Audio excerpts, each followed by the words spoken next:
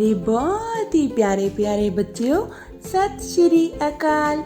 बच्चों, ਅੱਜ ਅਸੀਂ ਟੈਕੇ ਤੋਂ ਨਾਣੇ ਤੱਕ ਤਸਵੀਰਾਂ ਨਾਲ ਪੜਾਂਗੇ। ਬੱਚਿਓ, ਇਹ ਦੇਖੋ ਮੇਰੇ ਕੋਲ ਕਾਰਡ ਹਨ। ਇੱਕ ਕਾਰਡ ਤੇ ਅੱਖਰ ਲਿਖਿਆ ਤੇ ਇੱਕ ਤੇ ਤਸਵੀਰ ਬਣੀ ਹੈ। ਟੈਂਕਾ ਟਮਾਟਰ, ਟੈਂਕਾ ਟਮਾਟਰ। ਹਾਂਜੀ ਬੱਚਿਓ, ਠੱਠਾ ਠੋਡੀ, ਠੱਠਾ ਠੋਡੀ। ਹੈ ਨਾ ਤੁਹਾਡੀ ਸਾਰਿਆਂ ਦੀ ਠੋਡੀ? ਹਾਂਜੀ ਬੱਚਿਓ, ਅੱਗੇ ਹੈ ਜੀ ਡੱਡਾ ਡਮਰੂ, ਡੱਡਾ ਡਮਰੂ। ਢੱਡਾ ਢੋਲ, ਨਾਣਾ ਖਾਲੀ। ਪਿਆਰੇ ਬੱਚਿਓ, ਨਾਣਾ ਅੱਖਰ ਤੋਂ ਕੋਈ ਵੀ ਸ਼ਬਦ ਸ਼ੁਰੂ ਨਹੀਂ ਹੁੰਦਾ, ਇਸ ਲਈ ਨਾਣਾ ਖਾਲੀ ਹੁੰਦਾ ਹੈ। ਪਿਆਰੇ ਬੱਚਿਓ, ਹੁਣ ਅਸੀਂ ਤਸਵੀਰਾਂ ਨੂੰ ਅੱਖਰਾਂ ਨਾਲ ਮਿਲਾਵਾਂਗੇ।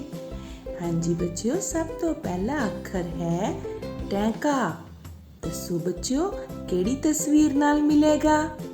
ਹਾਂਜੀ, ਸ਼ਾਬਾਸ਼, ਟਮਾਟਰ ਨਾਲ।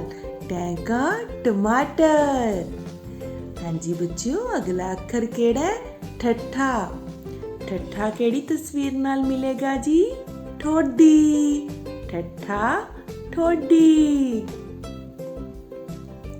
ਹਾਂਜੀ ਬੱਚਿਓ, ਅਗਲਾ ਅੱਖਰ ਹੈ ਡੱਡਾ। ਦੱਸੋ ਜੀ, ਡੱਡੇ ਨਾਲ ਕਿਹੜੀ ਤਸਵੀਰ ਆਏਗੀ? ਬਿਲਕੁਲ ਠੀਕ, ਡਮਰੂ ਦੀ। ਡੱਡਾ ਡਮਰੂ। ਹਾਂਜੀ, ਹੁਣ ਹੈ ਜੀ ਢੱਡਾ। ਢੱਡੇ ਨਾਲ ਕਿਹੜੀ ਤਸਵੀਰ ਆਏਗੀ ਜੀ? ਢੋਲ ਦੀ। ਢੱਡਾ ਢੋਲ। ਤੇ ਨਾਣਾ ਖਾਲੀ।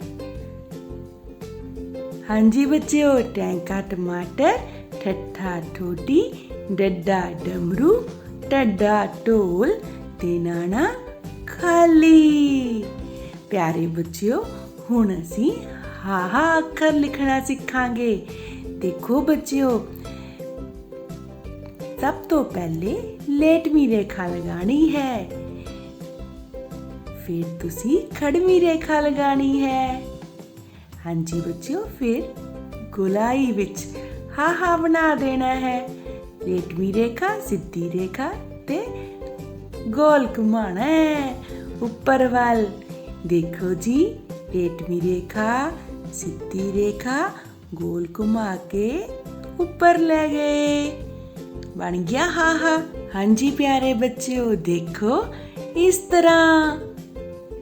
ਬੱਚਿਓ, ਹੁਣ ਵਾਰੀ ਹੈ ਘਰ ਦੇ ਕੰਮ ਦੀ। ਤੁਸੀਂ ਆਪਣੀ ਪੰਜਾਬੀ ਦੀ ਪਾਠ ਪੁਸਤਕ ਦਾ ਪੰਨਾ ਨੰਬਰ 33 ਖੋਲੋ ਤੇ ਟੈਂਕਾ ਟਮਾਟਰ ਵਿੱਚ ਰੰਗ ਭਰੋ। ਪੰਨਾ ਨੰਬਰ 58 ਤੇ ਹਾਹਾ ਲਿਖਣ ਦਾ ਅਭਿਆਸ ਕਰੋ। ਪਿਆਰੇ ਬੱਚਿਓ, ਧੰਨਵਾਦ। ਫਿਰ ਮਿਲਾਂਗੇ। ਜਮਾਤ ਪਹਿਲੀ ਦੇ ਪਿਆਰੇ ਬੱਚਿਓ, ਵਿਸ਼ਾ ਗਣਿਤ। ਬੱਚਿਓ, ਤੁਸੀਂ ਵੱਧ ਘੱਟ ਵਸਤੂਆਂ ਦੇ ਰਾਹੀਂ ਵੱਡੇ ਅੰਕ ਅਤੇ ਛੋਟੇ ਅੰਕ ਬਾਰੇ ਜਾਣ ਚੁੱਕੇ ਹੋ। ਅੱਜ ਅਸੀਂ ਆਪਣੀ ਕਿਤਾਬ ਦੇ ਪੰਨਾ ਨੰਬਰ 28 ਤੇ ਦਿੱਤੇ ਹੋਏ ਸਵਾਲਾਂ ਨੂੰ ਹੱਲ ਕਰਾਂਗੇ। ਆਓ ਸ਼ੁਰੂ ਕਰਦੇ ਹਾਂ। ਦੇਖੋ ਬੱਚਿਓ, ਸਾਡੇ ਸਾਹਮਣੇ ਵਸਤੂਆਂ ਦੇ ਦੋ ਸਮੂਹ ਦਿੱਤੇ ਹੋਏ ਹਨ। ਅਸੀਂ ਹਰੇਕ ਸਮੂਹ ਦੇ ਚਿੱਤਰਾਂ ਨੂੰ ਗਿਣਨਾ ਹੈ, ਲਿਖਣਾ ਹੈ ਅਤੇ ਵੱਡੇ ਅੰਕ ਤੇ ਚੱਕਰ ਲਗਾਉਣਾ ਹੈ। ਆਓ ਦੇਖੀਏ ਫਿਰ ਇਨ੍ਹਾਂ ਦੋਹਾਂ ਸਮੂਹਾਂ ਵਿੱਚੋਂ ਕਿਹੜੇ ਸਮੂਹ ਦੇ ਵਿੱਚ ਅੰਬ ਵੱਧ ਹਨ ਅਤੇ ਕਿਹੜੇ ਸਮੂਹ ਦੇ ਵਿੱਚ ਅੰਬ ਘੱਟ ਹਨ। ਤੁਸੀਂ ਮੇਰੇ ਨਾਲ ਗਿਣਨਾ ਹੈ। 1 2 3 4 5 6। ਬੱਚਿਓ, ਇਸ ਸਮੂਹ ਦੇ ਵਿੱਚ 6 ਅੰਬ ਹਨ, ਪਰ ਇਸ ਸਮੂਹ ਦੇ ਵਿੱਚ 6 ਤੋਂ ਵੱਧ ਅੰਬ ਹਨ। ਆਓ ਗਿਣਦੇ ਹਾਂ। 7 8।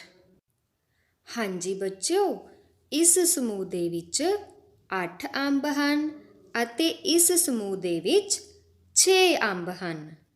ਦੋਹਾਂ ਸਮੂਹਾਂ ਵਿੱਚੋਂ ਕਿਹੜੇ ਸਮੂਹ ਵਿੱਚ ਅੰਬ ਵੱਧ ਹਨ? ਹਾਂਜੀ, ਇਸ ਸਮੂਹ ਦੇ ਵਿੱਚ ਅੰਬ ਵੱਧ ਹਨ। 8 ਦਾ ਸਮੂਹ 6 ਦੇ ਸਮੂਹ ਤੋਂ ਵੱਡਾ ਹੁੰਦਾ ਹੈ। ਉਸ ਤਰ੍ਹਾਂ ਹੀ ਬੱਚਿਓ 8 ਵੱਡਾ ਅੰਕ ਹੈ ਅਤੇ 6 ਛੋਟਾ ਅੰਕ ਹੈ। ਹੁਣ ਅਸੀਂ ਵੱਡੇ ਅੰਕ ਤੇ ਯਾਨੀ ਕਿ ਅੰਕ 8 ਤੇ ਚੱਕਰ ਲਗਾਉਂਦੇ ਹਾਂ। ਅੱਗੇ ਦੇਖੋ, ਹਰੇਕ ਸਮੂਹ ਦੇ ਚਿੱਤਰਾਂ ਨੂੰ ਗਿਣੋ, ਲਿਖੋ ਅਤੇ ਛੋਟੇ ਅੰਕ ਤੇ ਚੱਕਰ ਲਗਾਓ। ਤੁਸੀਂ ਦੇਖ ਰਹੇ ਹੋ ਬੱਚਿਓ, ਇੱਥੇ ਵੀ ਸਾਨੂੰ 2 ਸਮੂਹ ਦਿੱਤੇ ਹੋਏ ਹਨ। ਇਨ੍ਹਾਂ ਸਮੂਹਾਂ ਦੇ ਚਿੱਤਰਾਂ ਨੂੰ ਵੀ ਗਿਣਨਾ ਹੈ, ਲਿਖਣਾ ਹੈ ਅਤੇ ਛੋਟੇ ਅੰਕ ਤੇ ਚੱਕਰ ਲਗਾਉਣਾ ਹੈ। ਆਓ ਮੇਰੇ ਨਾਲ ਨਾਲ ਗਿਣੋ। 1 2 3 4 5 6। ਬੱਚਿਓ, ਇਸ ਸਮੂਹ ਦੇ ਵਿੱਚ 6 ਤਾਰੇ ਹਨ, ਪਰ ਇਸ ਸਮੂਹ ਦੇ ਵਿੱਚ 6 ਤੋਂ ਵੱਧ ਤਾਰੇ ਹਨ। ਆਓ ਗਿਣਦੇ ਹਾਂ। 7 8। ਇਸ ਸਮੂਹ ਦੇ ਵਿੱਚ 8 ਤਾਰੇ ਹਨ ਅਤੇ ਇਸ ਸਮੂਹ ਦੇ ਵਿੱਚ 6 ਤਾਰੇ ਹਨ। ਹੁਣ ਤੁਸੀਂ ਮੈਨੂੰ ਦੱਸੋ, ਕਿਸ ਸਮੂਹ ਦੇ ਵਿੱਚ ਘੱਟ ਤਾਰੇ ਹਨ? ਹਾਂਜੀ, ਇਸ ਸਮੂਹ ਦੇ ਵਿੱਚ ਘੱਟ ਤਾਰੇ ਹਨ। 6 ਦਾ ਸਮੂਹ 8 ਦੇ ਸਮੂਹ ਤੋਂ ਛੋਟਾ ਹੁੰਦਾ ਹੈ ਅਤੇ ਅੰਕ 6 ਅੰਕ 8 ਤੋਂ ਛੋਟਾ ਹੁੰਦਾ ਹੈ। ਹੁਣ ਅਸੀਂ ਅੰਕ 8 ਅਤੇ ਅੰਕ 6 ਵਿੱਚੋਂ ਜਿਹੜਾ ਅੰਕ ਛੋਟਾ ਹੈ ਉਸ ਤੇ ਚੱਕਰ ਲਗਾਉਣਾ ਹੈ। ਦੱਸੋ ਫਿਰ ਕਿਹੜਾ ਅੰਕ ਛੋਟਾ ਹੈ? ਹਾਂਜੀ, ਅੰਕ 6। ਆਓ ਇਸ ਤੇ ਚੱਕਰ ਲਗਾਉਂਦੇ ਹਾਂ।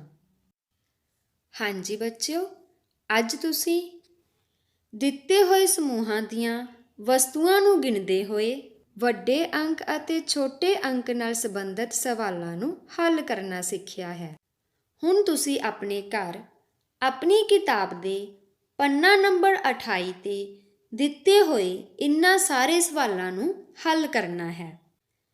ਦਿੱਤੇ ਹੋਏ ਸਮੂਹਾਂ ਦੇ ਚਿੱਤਰਾਂ ਨੂੰ ਗਿਣਨਾ ਹੈ, ਲਿਖਣਾ ਹੈ, ਵੱਡੇ ਅੰਕ ਤੇ ਚੱਕਰ ਲਗਾਉਣਾ ਹੈ ਅਤੇ ਫਿਰ ਦੂਸਰੇ ਭਾਗ ਵਿੱਚ ਛੋਟੇ ਅੰਕ ਤੇ ਚੱਕਰ ਲਗਾਉਣਾ ਹੈ। ਧੰਨਵਾਦ। Hello children, let's learn English. Today we are going to read and write G. Let's read G, G, girl. G, G, grapes. G, G, goat. Now let's write. Children, we will write G in first 3 lines. First, second and third one. Start little below the first line and draw a curve up to third line.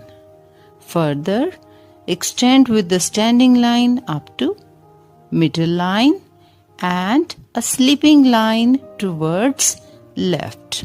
It's G. Now one more time. A curve up to the middle line and a sleeping line. It's G.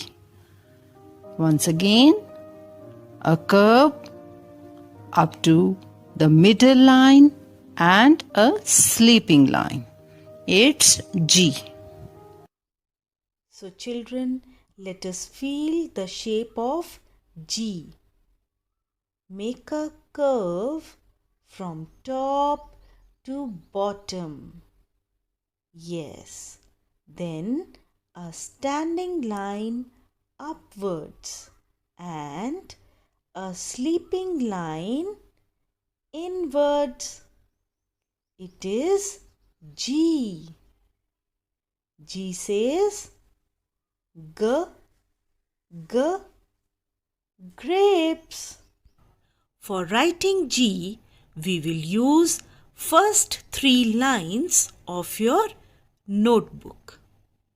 A curve, standing line upward and a sleeping line inward. G. A curve, standing line upward, sleeping line inward. A curve up to the blue line. Then move upwards with a standing line and inwards with a sleeping line. It is G. A curve up to the 3rd line and a standing line upward and a sleeping line inward. It is G. So children, now your homework is you will write a complete page for letter G. Keep learning. Thank you.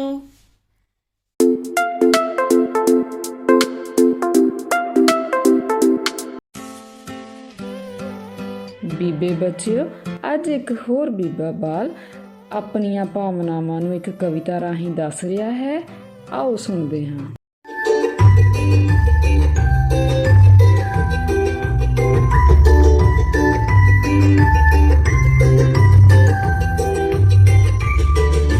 ਵੱਡਿਆਂ ਦਾ ਕਰਦਾ ਸਤਿਕਾਰ, ਸਾਰੇ ਮੈਨੂੰ ਕਰਨ ਪਿਆਰ। ਵੱਡਿਆਂ ਦਾ ਕਰਦਾ ਸਤਿਕਾਰ, ਸਾਰੇ ਮੈਨੂੰ ਕਰਨ ਪਿਆਰ। ਵੱਡਿਆਂ ਦਾ ਕਰਦਾ ਸਤਿਕਾਰ, ਸਾਰੇ ਮੈਨੂੰ ਕਰਨ ਪਿਆਰ। ਵੱਡਿਆਂ ਦਾ ਕਰਦਾ ਸਤਿਕਾਰ, ਸਾਰੇ ਮੈਨੂੰ ਕਰਨ ਪਿਆਰ। ਵੱਡਿਆਂ ਦਾ ਕਰਦਾ ਸਤਿਕਾਰ, ਸਾਰੇ ਮੈਨੂੰ ਕਰਨ ਪਿਆਰ। ਦਾਦਾ ਦਾਦੀ ਕੋਲ ਬੁਲਾਉਂਦੇ, ਨਵੀਂ ਕਹਾਣੀ ਨਿੱਤ ਸੁਣਾਉਂਦੇ। ਦਾਦਾ ਦਾਦੀ ਕੋਲ ਬੁਲਾਉਂਦੇ, ਨਵੀਂ ਕਹਾਣੀ ਨਿੱਤ ਸੁਣਾਉਂਦੇ। ਦਾਦਾ ਦਾਦੀ ਕੋਲ ਬੁਲਾਉਂਦੇ, ਨਵੀਂ ਕਹਾਣੀ ਨਿੱਤ ਸੁਣਾਉਂਦੇ। ਦਾਦਾ ਦਾਦੀ ਕੋਲ ਬੁਲਾਉਂਦੇ, ਨਵੀਂ ਕਹਾਣੀ ਨਿੱਤ ਸੁਣਾਉਂਦੇ। ਵੱਡਿਆਂ ਦਾ ਕਰਦਾ ਸਤਿਕਾਰ, ਸਾਰੇ ਮੈਨੂੰ ਕਰਨ ਪਿਆਰ। ਵੱਡਿਆਂ ਦਾ ਕਰਦਾ ਸਤਿਕਾਰ, ਸਾਰੇ ਮੈਨੂੰ ਕਰਨ ਪਿਆਰ।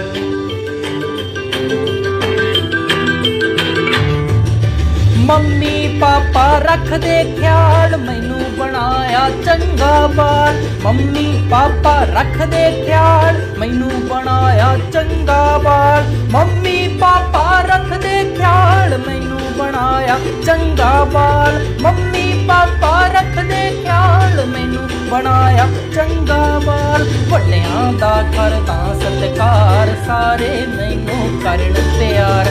ਵੱਡਿਆਂ ਦਾ ਕਰਦਾ ਸਤਿਕਾਰ, ਸਾਰੇ ਮੈਨੂੰ ਕਰਨ ਪਿਆਰ।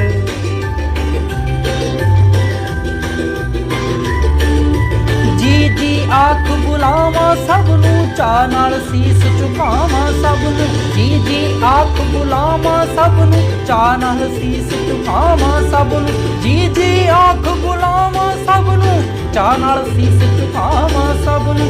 ਜੀ ਜੀ ਆਖ ਬੁਲਾਵਾਂ ਸਭ ਨੂੰ, ਚਾਅ ਨਾਲ ਸੀਸ ਝੁਕਾਵਾਂ ਸਭ ਨੂੰ। ਵੱਡਿਆਂ ਦਾ ਕਰਦਾ ਸਤਿਕਾਰ, ਸਾਰੇ ਮੈਨੂੰ ਕਰਨ ਪਿਆਰ। ਵੱਡਿਆਂ ਦਾ ਕਰਦਾ ਸਤਿਕਾਰ, ਸਾਰੇ ਮੈਨੂੰ ਕਰਨ ਪਿਆਰ। ਵੱਡਿਆਂ ਦਾ ਕਰਦਾ ਸਤਿਕਾਰ, ਸਾਰੇ ਮੈਨੂੰ ਕਰਨ ਪਿਆਰ।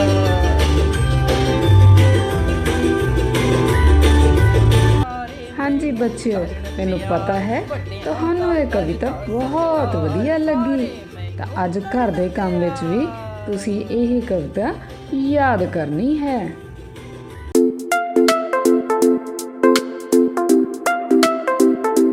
ਸਤਿ ਸ਼੍ਰੀ ਅਕਾਲ ਪਿਆਰੇ ਬੱਚਿਓ, ਆਪਾਂ ਮਾਤਰਾਵਾਂ ਦਾ ਅਭਿਆਸ ਕਰ ਰਹੇ ਹਾਂ। ਅੱਜ ਆਪਾਂ ਦੁਲਾਵਾਂ ਮਾਤਰਾ ਦਾ ਅਭਿਆਸ ਕਰਾਂਗੇ। ਆਓ ਬੱਚਿਓ, ਅੱਜ ਆਪਾਂ ਦੁਲਾਵਾ ਮਾਤਰਾ ਬਾਰੇ ਪੜਾਂਗੇ। ਇਸ ਮਾਤਰਾ ਦੀ ਆਵਾਜ਼ ਐ ਹੁੰਦੀ ਹੈ। ਇਹ ਮਾਤਰਾ ਅੱਖਰ ਦੇ ਉੱਪਰ ਲੱਗਦੀ ਹੈ। ਆਓ ਹੁਣ ਦੁਲਾਵਾ ਮਾਤਰਾ ਲਗਾ ਕੇ ਕੁਝ ਅੱਖਰਾਂ ਦਾ ਉਚਾਰਨ ਕਰੀਏ। ਸੈ, ਕੈ, ਖੈ, ਗੈ, ਕੈ, ਚੈ, ਛੈ, ਜੈ, ਚੈ। ਆਓ ਹੁਣ ਦੁਲਾਵਾ ਮਾਤਰਾ ਲਗਾ ਕੇ ਬਣਨ ਵਾਲੇ ਕੁਝ ਸ਼ਬਦ ਪੜ੍ਹੀਏ। ਪੈ, ਰ, ਪੈਰ। ਮੈ, ਚ, ਮੈਚ। ਪੈ, ਸਾ, ਪੈਸਾ। ਥੈ, ਲਾ, ਥੈਲਾ। ਮੈਂ, ਦਾ, ਮੈਦਾ। ਪੈ, ਲੀ, ਪੈਲੀ। ਐ, ਨ, ਕ, ਐਨਕ। ਪੈ, ਕ, ਟ, ਪੈਕਟ। ਮੈਂ, ਦਾ, ਨ, ਮੈਦਾਨ। ਜ਼ੈ, ਬ, ਰਾ, ਜ਼ੈਬਰਾ। ਕੈ, ਮ, ਰਾ, ਕੈਮਰਾ। ਸੈ, ਨਿ, ਕ, ਸੈਨਿਕ।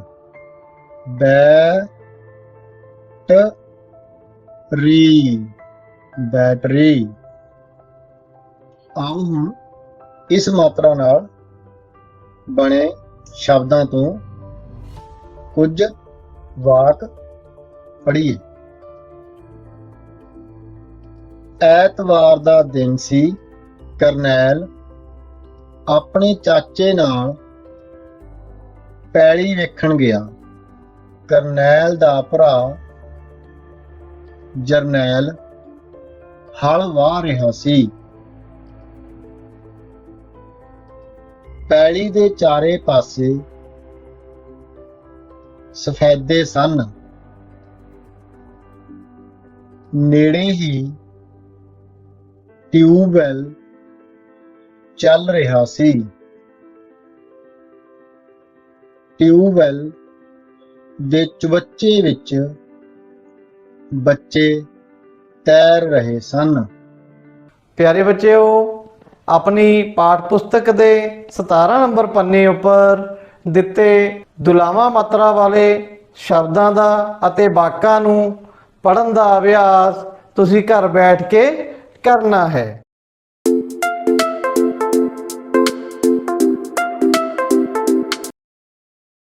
ਸਤਿ ਸ਼੍ਰੀ ਅਕਾਲ ਬੱਚਿਓ। ਅੱਜ ਅਸੀਂ ਸਿੱਖਾਂਗੇ ਕਿ ਕਿਸੇ ਵੀ ਸੰਖਿਆ ਤੋਂ ਬਿਲਕੁਲ ਪਹਿਲਾਂ ਕਿਹੜੀ ਸੰਖਿਆ ਆਵੇਗੀ, ਬਿਲਕੁਲ ਬਾਅਦ ਵਿੱਚ ਕਿਹੜੀ ਸੰਖਿਆ ਆਵੇਗੀ ਅਤੇ ਦੋ ਸੰਖਿਆਵਾਂ ਦੇ ਵਿਚਕਾਰ ਕਿਹੜੀ ਸੰਖਿਆ ਆਵੇਗੀ। ਇਸ ਦੇ ਲਈ ਅਸੀਂ ਸਭ ਤੋਂ ਪਹਿਲਾਂ 31 ਤੋਂ ਲੈ ਕੇ 40 ਤੱਕ ਕ੍ਰਮਵਾਰ ਗਿਣਤੀ ਲਿਖੀ ਹੋਈ ਹੈ। ਹੁਣ ਅਸੀਂ ਸਿੱਧੀ ਗਿਣਤੀ ਰਾਹੀਂ ਇਹ ਦੇਖਾਂਗੇ ਕਿ 31 ਤੋਂ ਬਿਲਕੁਲ ਬਾਅਦ ਕਿਹੜੀ ਸੰਖਿਆ ਆ ਰਹੀ ਹੈ। ਕਿਹੜੀ ਸੰਖਿਆ ਆ ਰਹੀ ਹੈ ਬੱਚਿਓ? 31 ਤੋਂ ਬਿਲਕੁਲ ਬਾਅਦ 32, 32 ਤੋਂ ਬਿਲਕੁਲ ਬਾਅਦ 33, 33 ਤੋਂ ਬਾਅਦ 34, 34 ਤੋਂ ਬਾਅਦ 35, 35 ਤੋਂ ਬਾਅਦ 36, 36 ਤੋਂ ਬਾਅਦ 37, 37 ਤੋਂ ਬਾਅਦ 38, 38 ਤੋਂ ਬਾਅਦ 39 ਤੇ 39 ਤੋਂ ਬਾਅਦ 40। ਹੁਣ ਪੁੱਠੀ ਗਿਣਤੀ ਰਾਹੀਂ ਦੇਖਾਂਗੇ ਕਿ 40 ਤੋਂ ਬਿਲਕੁਲ ਪਹਿਲਾਂ ਕਿਹੜੀ ਸੰਖਿਆ ਆ ਰਹੀ ਹੈ? 39, 39 ਤੋਂ ਪਹਿਲਾਂ 38, 38 ਤੋਂ ਪਹਿਲਾਂ 37, 37 ਤੋਂ ਪਹਿਲਾਂ 36, 36 ਤੋਂ ਪਹਿਲਾਂ 35, 35 ਤੋਂ ਪਹਿਲਾਂ 34, 34 ਤੋਂ ਪਹਿਲਾਂ 33, 33 ਤੋਂ ਪਹਿਲਾਂ 32 ਤੇ 32 ਤੋਂ ਪਹਿਲਾਂ 31। ਹੁਣ ਅਸੀਂ ਦੇਖਦੇ ਹਾਂ ਬੇਟਾ ਕਿ 34 ਤੋਂ ਬਿਲਕੁਲ ਪਹਿਲਾਂ ਕਿਹੜੀ ਸੰਖਿਆ ਆ ਰਹੀ ਹੈ। ਚਲੋ ਬੱਚਿਓ ਦੱਸੋ ਮੈਨੂੰ ਕਿ 34 ਤੋਂ ਬਿਲਕੁਲ ਪਹਿਲਾਂ ਕਿਹੜੀ ਸੰਖਿਆ ਆ ਰਹੀ ਹੈ। ਕਿਹੜੀ ਸੰਖਿਆ ਆ ਰਹੀ ਹੈ? 33। ਹਾਂਜੀ 33 ਹੈ ਜਿਹੜਾ 34 ਤੋਂ ਬਿਲਕੁਲ ਪਹਿਲਾਂ ਹੈ। ਉਸ ਤੋਂ ਬਾਅਦ ਦੱਸੋ ਬੱਚਿਓ ਕਿ 38 ਤੋਂ ਬਿਲਕੁਲ ਪਹਿਲਾਂ ਕਿਹੜੀ ਸੰਖਿਆ ਆ ਰਹੀ ਹੈ। 38 ਤੋਂ ਬਿਲਕੁਲ ਪਹਿਲਾਂ ਕਿਹੜੀ ਸੰਖਿਆ ਆ ਰਹੀ ਹੈ? 37। ਕਿਹੜੀ ਸੰਖਿਆ ਆ ਰਹੀ ਹੈ? 37। Very good. ਚਲੋ ਹੁਣ ਮੈਨੂੰ ਦੱਸੋ ਕਿ 31 ਤੋਂ ਬਿਲਕੁਲ ਬਾਅਦ ਕਿਹੜੀ ਸੰਖਿਆ ਆ ਰਹੀ ਹੈ। ਦੇਖੋ ਬੱਚਿਓ 31 ਤੋਂ ਬਿਲਕੁਲ ਬਾਅਦ ਕਿਹੜੀ ਸੰਖਿਆ ਹੈ? 32। ਕਿਹੜੀ ਸੰਖਿਆ ਹੈ? 32। ਹੁਣ ਤੁਸੀਂ ਮੈਨੂੰ ਦੱਸੋ ਕਿ 38 ਤੋਂ ਬਿਲਕੁਲ ਬਾਅਦ ਕਿਹੜੀ ਸੰਖਿਆ ਹੈ। 38 ਤੋਂ ਬਿਲਕੁਲ ਬਾਅਦ ਸੰਖਿਆ ਸਾਡੇ ਕੋਲੇ 39।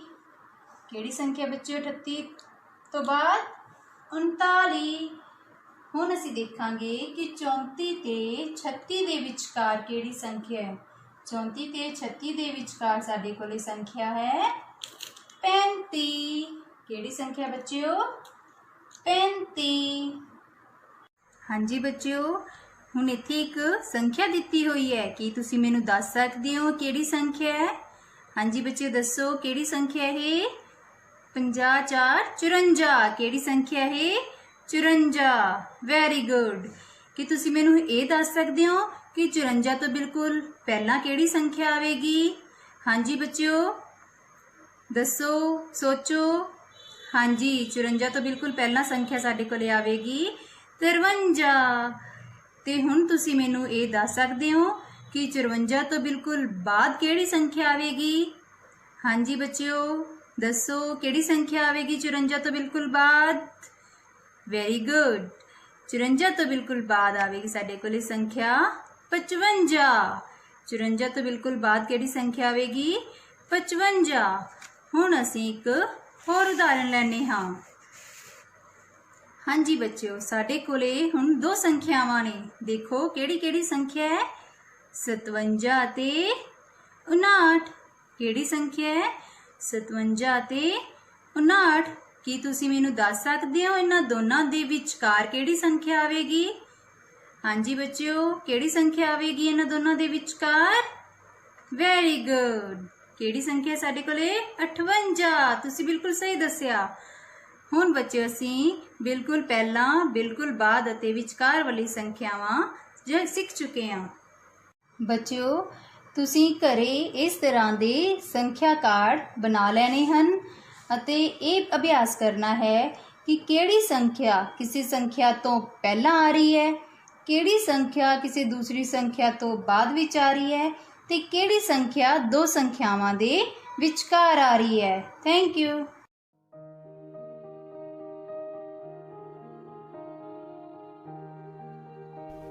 Hello, children. Let's learn English. I can tell you sound of all these letters. I can make words. I can join sounds and make words. I will tell you. N, n,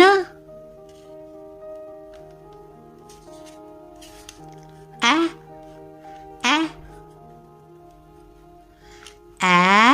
n, an, t, t, at, at, d, d, ad, at, o, o, no, o, no, N,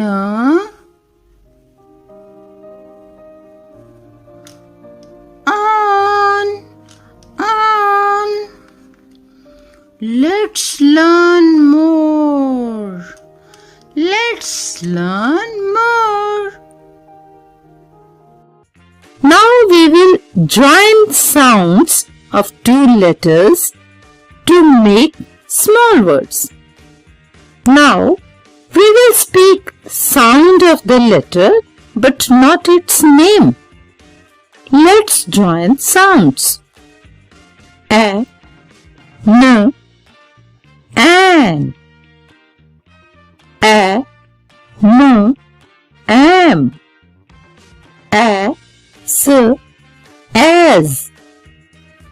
A, T, at. E, T, it. E, S, is. E, f, if. E, n, in.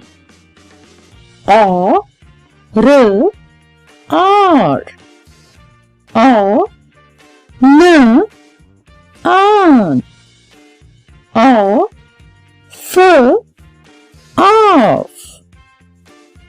Now, do more practice from your textbook and try to join sounds to make words.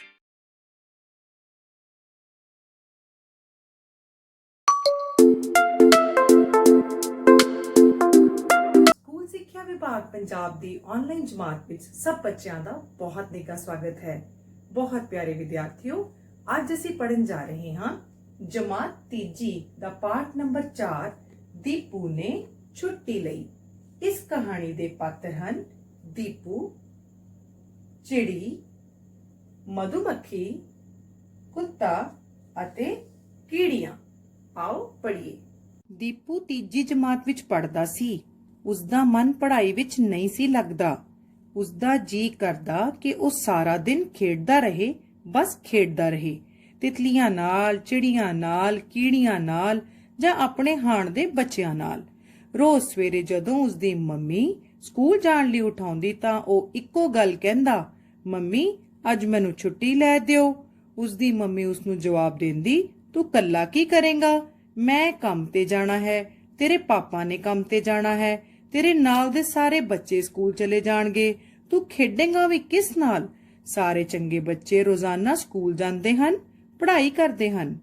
ਪਰ ਦੀਪੂ ਨੂੰ ਆਪਣੀ mummy ਦੀ ਗੱਲ ਸਮਝ ਨਹੀਂ ਸੀ ਆਉਂਦੀ। ਦੀਪੂ ਕਹਿੰਦਾ, ਨਹੀਂ, ਮੇਰਾ ਨਹੀਂ ਸਕੂਲ ਜਾਣ ਨੂੰ ਜੀ ਕਰਦਾ, ਮੈਂ ਆਪਣੇ ਆਪ ਖੇਡਦਾ ਰਹਾਂਗਾ, ਬਸ ਤੁਸੀਂ ਮੈਨੂੰ ਸਕੂਲੋਂ ਛੁੱਟੀ ਲੈ ਦਿਓ। ਦੀਪੂ ਦੀ ਰੋਜ਼-ਰੋਜ਼ ਦੀ ਜ਼ਿੱਦ ਤੋਂ ਤੰਗ ਆ ਕੇ ਇੱਕ ਦਿਨ ਦੀਪੂ ਦੀ ਮੰਮੀ ਨੇ ਦੀਪੂ ਨੂੰ ਛੁੱਟੀ ਲੈ ਦਿੱਤੀ।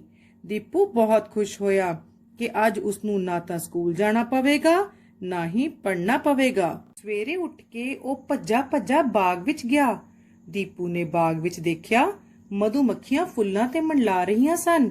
ਦੀਪੂ ਨੇ ਇੱਕ ਮੱਖੀ ਨੂੰ ਕਿਹਾ, ਪਿਆਰੀ ਮੱਖੀ ਆ ਜਾ, ਮੇਰੇ ਨਾਲ ਖੇਡ। ਮੱਖੀ ਨੇ ਅੱਗੋਂ ਜਵਾਬ ਦਿੱਤਾ, ਨਾ ਬਈ ਨਾ, ਮੈਂ ਤਾਂ ਵੇਲੀ ਨਹੀਂ, ਮੈਂ ਤਾਂ ਸ਼ਹਿਦ ਇਕੱਠਾ ਕਰਨਾ ਹੈ। ਇਹ ਕਹਿ ਕੇ ਮਧੂਮੱਖੀ ਆਪਣੇ ਕੰਮ ਲੱਗ ਗਈ। ਫਿਰ ਦੀਪੂ ਦੀ ਨਜ਼ਰ ਆਪਣੇ ਗੁਆਂਢੀਆਂ ਦੇ ਕੁੱਤੇ ਮੋਤੀ ਤੇ ਪਈ, ਜਿਹੜਾ ਤੇਜ਼ ਭੱਜਿਆ ਜਾ ਰਿਹਾ ਸੀ। ਦੀਪੂ ਨੇ ਮੋਤੀ ਨੂੰ ਕਿਹਾ, ਆ ਜਾ ਮੋਤੀ, ਆਪਾਂ ਦੋਵੇਂ ਖੇਡੀਏ। ਅੱਗੋਂ ਮੋਤੀ ਨੇ ਜਵਾਬ ਦਿੱਤਾ, ਮੈਨੂੰ ਵੇਲ ਨਹੀਂ, ਮੈਂ ਤਾਂ ਆਪਣੇ ਮਾਲਕ ਦੇ ਘਰ ਦੀ ਰਖਵਾਲੀ ਕਰਨੀ ਹੈ, ਜਲਦੀ ਉੱਥੇ ਪਹੁੰਚਾਂ, ਕਿਧਰੇ ਚੋਰ ਹੀ ਨਾ ਆ ਜਾਵੇ। ਇਹ ਕਹਿ ਕੇ ਮੋਤੀ ਅੱਖੋਂ ਓਲੇ ਹੋ ਗਿਆ। ਫਿਰ ਦੀਪੂ ਦਾ ਧਿਆਨ ਇੱਕ ਚਿੜੀ ਵੱਲ ਗਿਆ। ਉਹ ਆਪਣੀ ਚੁੰਝ ਵਿੱਚ ਤੀਲਾ ਫੜੀ ਉੜਦੀ ਜਾ ਰਹੀ ਸੀ। ਦੀਪੂ ਨੇ ਚਿੜੀ ਨੂੰ ਕਿਹਾ, ਆ ਭੈਣੇ ਚਿੜੀਏ, ਆਪਾਂ ਦੋਵੇਂ ਖੇਡੀਏ। ਚਿੜੀ ਨੇ ਕਿਹਾ, ਮੈਨੂੰ ਤਾਂ ਸਿਰ ਖੁਰਕਣ ਦੀ ਵੇਲ ਨਹੀਂ, ਮੈਂ ਬਾਰਿਸ਼ਾਂ ਆਉਣ ਤੋਂ ਪਹਿਲਾਂ ਆਪਣਾ ਆਲਣਾ ਬਣਾਉਣਾ ਹੈ। ਜੇ ਮੈਂ ਤੇਰੇ ਨਾਲ ਖੇਡਣ ਲੱਗ ਪਈ ਤਾਂ ਮੈਂ ਆਪਣਾ ਆਲਣਾ ਨਹੀਂ ਬਣਾ ਸਕਾਂਗੀ, ਤੂੰ ਤਾਂ ਲੱਗਦਾ ਹੈ ਹੀ ਵਿਹਲਾ। ਇਹ ਕਹਿ ਕੇ ਚਿੜੀ ਫੁਰ ਕਰਕੇ ਉੱਡ ਗਈ। ਹੁਣ ਦੀਪੂ ਦੀ ਨਿਗਾਹ ਕੀੜੀਆਂ ਤੇ ਪਈ। ਉਹ ਆਪਣੇ ਮੂੰਹ ਵਿੱਚ ਅਨਾਜ ਦੇ ਦਾਣੇ ਚੁੱਕੀ ਕਤਾਰ ਬੰਨੀ ਜਾ ਰਹੀਆਂ ਸਨ। ਦੀਪੂ ਨੇ ਹੁਣ ਕੀੜੀਆਂ ਦਾ ਤਰਲਾ ਕੀਤਾ, ਆ ਜਾਓ ਨਿੱਕੀਓ ਕੀੜੀਓ, ਕੁਝ ਪਲ ਮੇਰੇ ਨਾਲ ਖੇਡ ਲਵੋ, ਮੇਰਾ ਖੇਡਣ ਨੂੰ ਬੜਾ ਜੀ ਕਰ ਰਿਹਾ ਹੈ। ਕੀੜੀਆਂ ਨੇ ਉੱਤਰ ਦਿੱਤਾ, ਸਾਡਾ ਇਹ ਭੋਜਨ ਇਕੱਠਾ ਕਰਨ ਦਾ ਸਮਾਂ ਹੈ। ਅਸੀਂ ਵੱਧ ਤੋਂ ਵੱਧ ਭੋਜਨ ਆਪਣੀਆਂ ਖੁੱਡਾਂ ਵਿੱਚ ਇਕੱਠਾ ਕਰਨਾ ਹੈ ਤਾਂ ਜੋ ਔਖੇ ਸਮੇਂ ਅਸੀਂ ਭੁੱਖੀਆਂ ਨਾ ਮਰੀਏ। ਸਾਨੂੰ ਵੇਲ ਕਿੱਥੇ, ਅਸੀਂ ਤਾਂ ਕੰਮ ਨਾਲ ਲੱਦੀਆਂ ਪਈਆਂ। ਇਹ ਕਹਿੰਦਿਆਂ ਕੀੜੀਆਂ ਆਪਣੀ ਚਾਲੇ ਤੁਰੀਆਂ ਗਈਆਂ। ਦੀਪੂ ਉਹਨਾਂ ਨੂੰ ਦੇਖਦਾ ਰਿਹਾ। ਦੀਪੂ ਬਹੁਤ ਉਦਾਸ ਹੋਇਆ। ਕੋਈ ਵੀ ਉਸ ਨਾਲ ਖੇਡਣ ਲਈ ਤਿਆਰ ਨਹੀਂ ਸੀ। ਸਾਰੇ ਆਪਣੇ ਕੰਮੀ ਰੁੱਝੇ ਹੋਏ ਸਨ। ਇਕੱਲਾ ਉਹੀ ਵਿਹਲਾ ਸੀ। ਉਹ ਦੁਪਹਿਰ ਤੱਕ ਇਕੱਲਾ ਘੁੰਮਦਾ ਰਿਹਾ। ਦੁਪਹਿਰ ਨੂੰ ਜਦੋਂ ਉਸਦੇ ਮੰਮੀ ਘਰ ਆਏ ਤਾਂ ਦੀਪੂ ਨੇ ਉਹਨਾਂ ਦੇ ਅੰਦਰ ਆਉਣ ਸਾਰ ਕਿਹਾ, ਮੰਮੀ, ਮੈਂ ਹੁਣ ਕਦੇ ਛੁੱਟੀ ਨਹੀਂ ਲਵਾਂਗਾ। ਰੋਜ਼ ਸਕੂਲ ਜਾਵਾਂਗਾ ਤੇ ਮਨ ਲਾ ਕੇ ਪੜਾਂਗਾ। ਸਤਿ ਸ੍ਰੀ ਅਕਾਲ ਪਿਆਰੇ ਬੱਚਿਓ, ਅੱਜ ਅਸੀਂ ਸੰਖਿਆਵਾਂ ਦੇ ਵਿਸਤ੍ਰਿਤ ਰੂਪ ਬਾਰੇ ਵੱਖ-ਵੱਖ ਤਰੀਕਿਆਂ ਨਾਲ ਸਿੱਖਾਂਗੇ। ਬੱਚਿਓ, ਸੰਖਿਆ ਹੈ 675। ਆਓ ਅਸੀਂ ਕਰੰਸੀ ਨੋਟਾਂ ਨਾਲ 675 ਦਾ ਮੁੱਲ ਦੇਖਦੇ ਹਾਂ। 100, 200, 300, 400, 500, 600, 610, 620, 630, 640, 650, 660, 670, 671, 672, 673, 674, 675। ਸੰਖਿਆ ਵਿੱਚ ਇਕਾਈ ਦੇ ਸਥਾਨ ਲਈ ਅਸੀਂ 1 ਰੁਪਏ ਦੇ ਨੋਟਾਂ ਦੀ ਵਰਤੋਂ ਕਰਦੇ ਹਾਂ ਤਾਂ ਅਸੀਂ 1 ਰੁਪਏ ਦੇ ਨੋਟ ਇਕਾਈ ਦੇ ਸਥਾਨ ਤੇ ਰੱਖ ਦਿਆਂਗੇ। ਦਹਾਈ ਦੇ ਸਥਾਨ ਲਈ ਅਸੀਂ 10 ਰੁਪਏ ਦੇ ਨੋਟ ਵਰਤਦੇ ਹਾਂ ਤਾਂ ਦਹਾਈ ਲਈ ਅਸੀਂ 10 ਰੁਪਏ ਦੇ ਨੋਟ ਰੱਖ ਦੇਵਾਂਗੇ। ਸੈਂਕੜੇ ਲਈ ਅਸੀਂ 100 ਰੁਪਏ ਦੇ ਨੋਟ ਵਰਤਦੇ ਹਾਂ ਤਾਂ ਅਸੀਂ ਇੱਥੇ 100 ਰੁਪਏ ਦੇ ਨੋਟ ਰੱਖ ਦੇਵਾਂਗੇ ਸੈਂਕੜੇ ਦੇ ਸਥਾਨ ਦੇ ਉੱਪਰ। ਬੱਚਿਓ, ਹੁਣ ਅਸੀਂ ਦੇਖਦੇ ਹਾਂ ਸੰਖਿਆ 675 ਦੇ ਵਿੱਚ ਇਕਾਈ, ਦਹਾਈ ਅਤੇ ਸੈਂਕੜੇ ਦੇ ਸਥਾਨ ਦੇ ਉੱਪਰ ਕਿਹੜਾ ਅੰਕ ਆਏਗਾ। ਇਕਾਈ ਲਈ ਅਸੀਂ 1 ਰੁਪਏ ਦੇ ਨੋਟ ਰੱਖੇ ਹਨ ਤਾਂ ਆਓ ਗਿਣੀਏ 1 ਰੁਪਏ ਦੇ ਕਿੰਨੇ ਨੋਟ ਹਨ। 1, 2, 3, 4, 5। ਤਾਂ ਇਸ ਦਾ ਮਤਲਬ ਇਕਾਈ ਦੇ ਸਥਾਨ ਤੇ 5 ਦਾ ਅੰਕ ਆਵੇਗਾ। ਹੁਣ ਅਸੀਂ ਦਹਾਈ ਦੇ ਸਥਾਨ ਤੇ 10 ਰੁਪਏ ਦੇ ਨੋਟ ਰੱਖੇ ਹਨ ਤਾਂ ਆਪਾਂ ਇਸ ਨੂੰ ਗਿਣਦੇ ਹਾਂ ਕਿੰਨੇ ਹਨ। 1, 2, 3, 4, 5, 6, 7।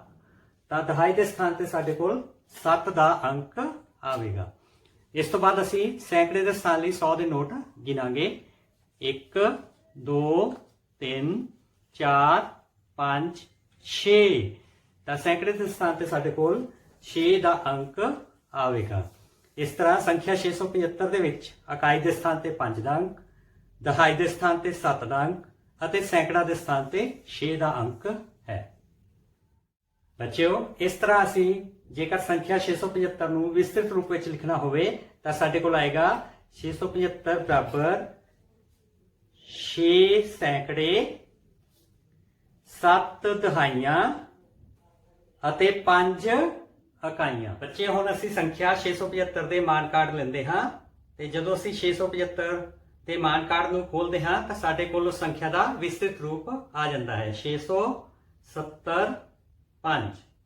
ਜਦੋਂ ਅਸੀਂ ਇਸ ਨੂੰ ਮਿਲਾ ਦਿੰਦੇ ਹਾਂ ਤਾਂ ਇਹ ਸਾਡੇ ਕੋਲ ਸੰਖਿਆ ਬਣ ਜਾਂਦੀ ਹੈ 675। ਪਰ ਜਦੋਂ ਅਸੀਂ ਇਸ ਨੂੰ ਖੋਲ ਦਿੰਦੇ ਹਾਂ ਤਾਂ ਸਾਡੇ ਕੋਲ ਇਹ ਬਣ ਜਾਂਦਾ ਹੈ ਵਿਸਤ੍ਰਿਤ ਰੂਪ 675। ਇਸ ਨੂੰ ਅਸੀਂ ਇਸ ਤਰ੍ਹਾਂ ਲਿਖ ਸਕਦੇ ਹਾਂ 675 ਬਰਾਬਰ ਹੈ 600 ਜਮਾ 70 ਜਮਾ 5। ਤਾਂ ਬੱਚਿਓ ਦੇਖੋ, ਕਿਸੇ ਸੰਖਿਆ ਦਾ ਵਿਸਤ੍ਰਿਤ ਰੂਪ ਉਹ ਸੰਖਿਆ ਦੇ ਵਿੱਚ ਹੀ ਲੁਕਿਆ ਹੋਇਆ ਹੁੰਦਾ ਹੈ। ਅਸੀਂ 675 ਨੂੰ ਦੇ ਵਿਸਤ੍ਰਿਤ ਰੂਪ ਨੂੰ ਅਲੱਗ-ਅਲੱਗ ਤਰ੍ਹਾਂ ਲਿਖਿਆ ਹੈ। 675 6 ਸੈਂਕੜੇ, 7 ਦਹਾਈਆਂ, 5 ਇਕਾਈਆਂ ਅਤੇ 675 ਬਰਾਬਰ 600 ਜਮਾ 70 ਜਮਾ 5। ਪਰ ਜਦੋਂ ਅਸੀਂ ਦੇਖਦੇ ਹਾਂ ਤਾਂ ਦੋਨੋਂ ਵਿਸਤ੍ਰਿਤ ਰੂਪ ਇੱਕ ਸਮਾਨ ਹੀ ਹਨ। ਜਿਵੇਂ 5 ਇਕਾਈਆਂ ਤਾਂ ਇੱਥੇ ਵੀ ਆਪਣੇ ਕੋਲ 5 ਹੈ ਤੇ 7 ਦਹਾਈਆਂ 70, 6 ਸੈਂਕੜੇ 600। ਤਾਂ ਇਸ ਤਰ੍ਹਾਂ ਬੱਚਿਓ ਅਸੀਂ ਕਿਸੇ ਸੰਖਿਆ ਦੇ ਵਿਸਤ੍ਰਿਤ ਰੂਪ ਨੂੰ ਅਲੱਗ-ਅਲੱਗ ਤਰ੍ਹਾਂ ਲਿਖ ਸਕਦੇ ਹਾਂ। ਬੱਚਿਓ, ਘਰ ਦੇ ਕੰਮ ਦੇ ਵਿੱਚ ਤੁਸੀਂ ਕਾਗਜ਼ ਦੇ ਕਰੰਸੀ ਨੋਟ ਅਤੇ ਮਾਨ ਕਾਰਡ ਤਿਆਰ ਕਰਨੇ ਹਨ ਅਤੇ ਸੰਖਿਆਵਾਂ ਦਾ ਵਿਸਤ੍ਰਿਤ ਰੂਪ ਪਤਾ ਕਰਨਾ ਹੈ। ਸੰਖਿਆ 751 ਦਾ ਵਿਸਤ੍ਰਿਤ ਰੂਪ ਪਤਾ ਕਰਕੇ ਤੁਸੀਂ ਕਾਪੀ ਉੱਪਰ ਲਿਖਣਾ ਹੈ।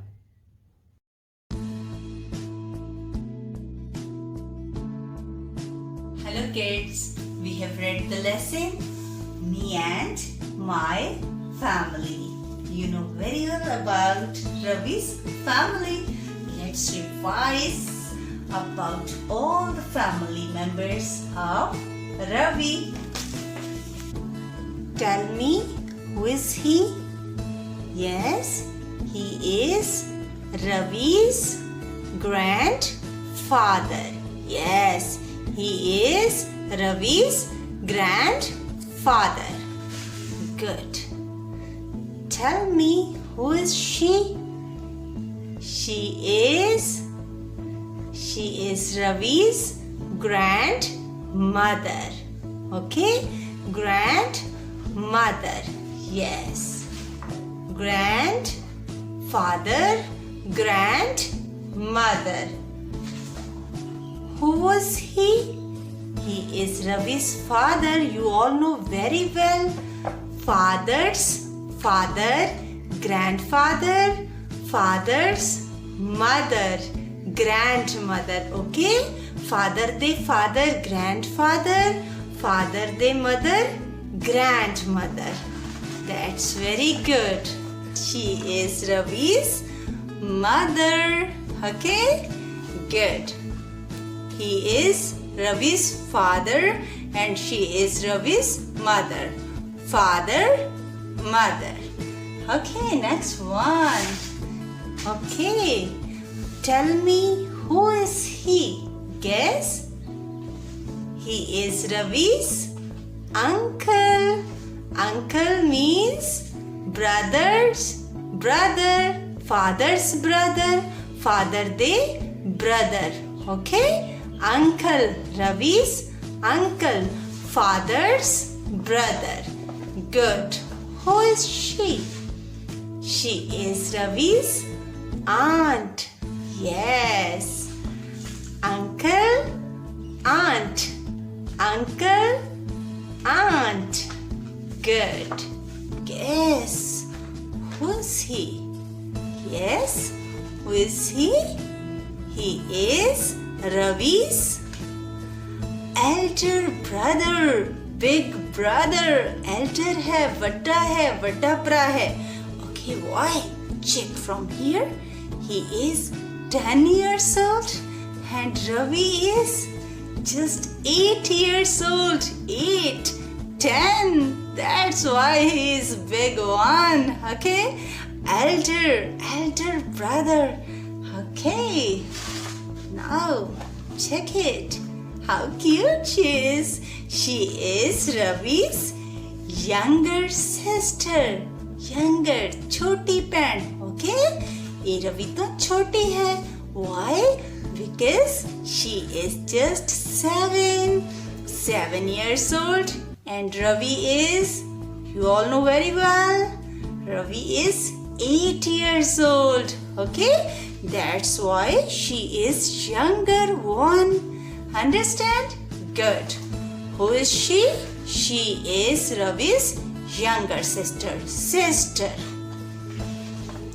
And now last family member, 10th family member, it is puppy. Yes, it is a puppy, Ravi's puppy.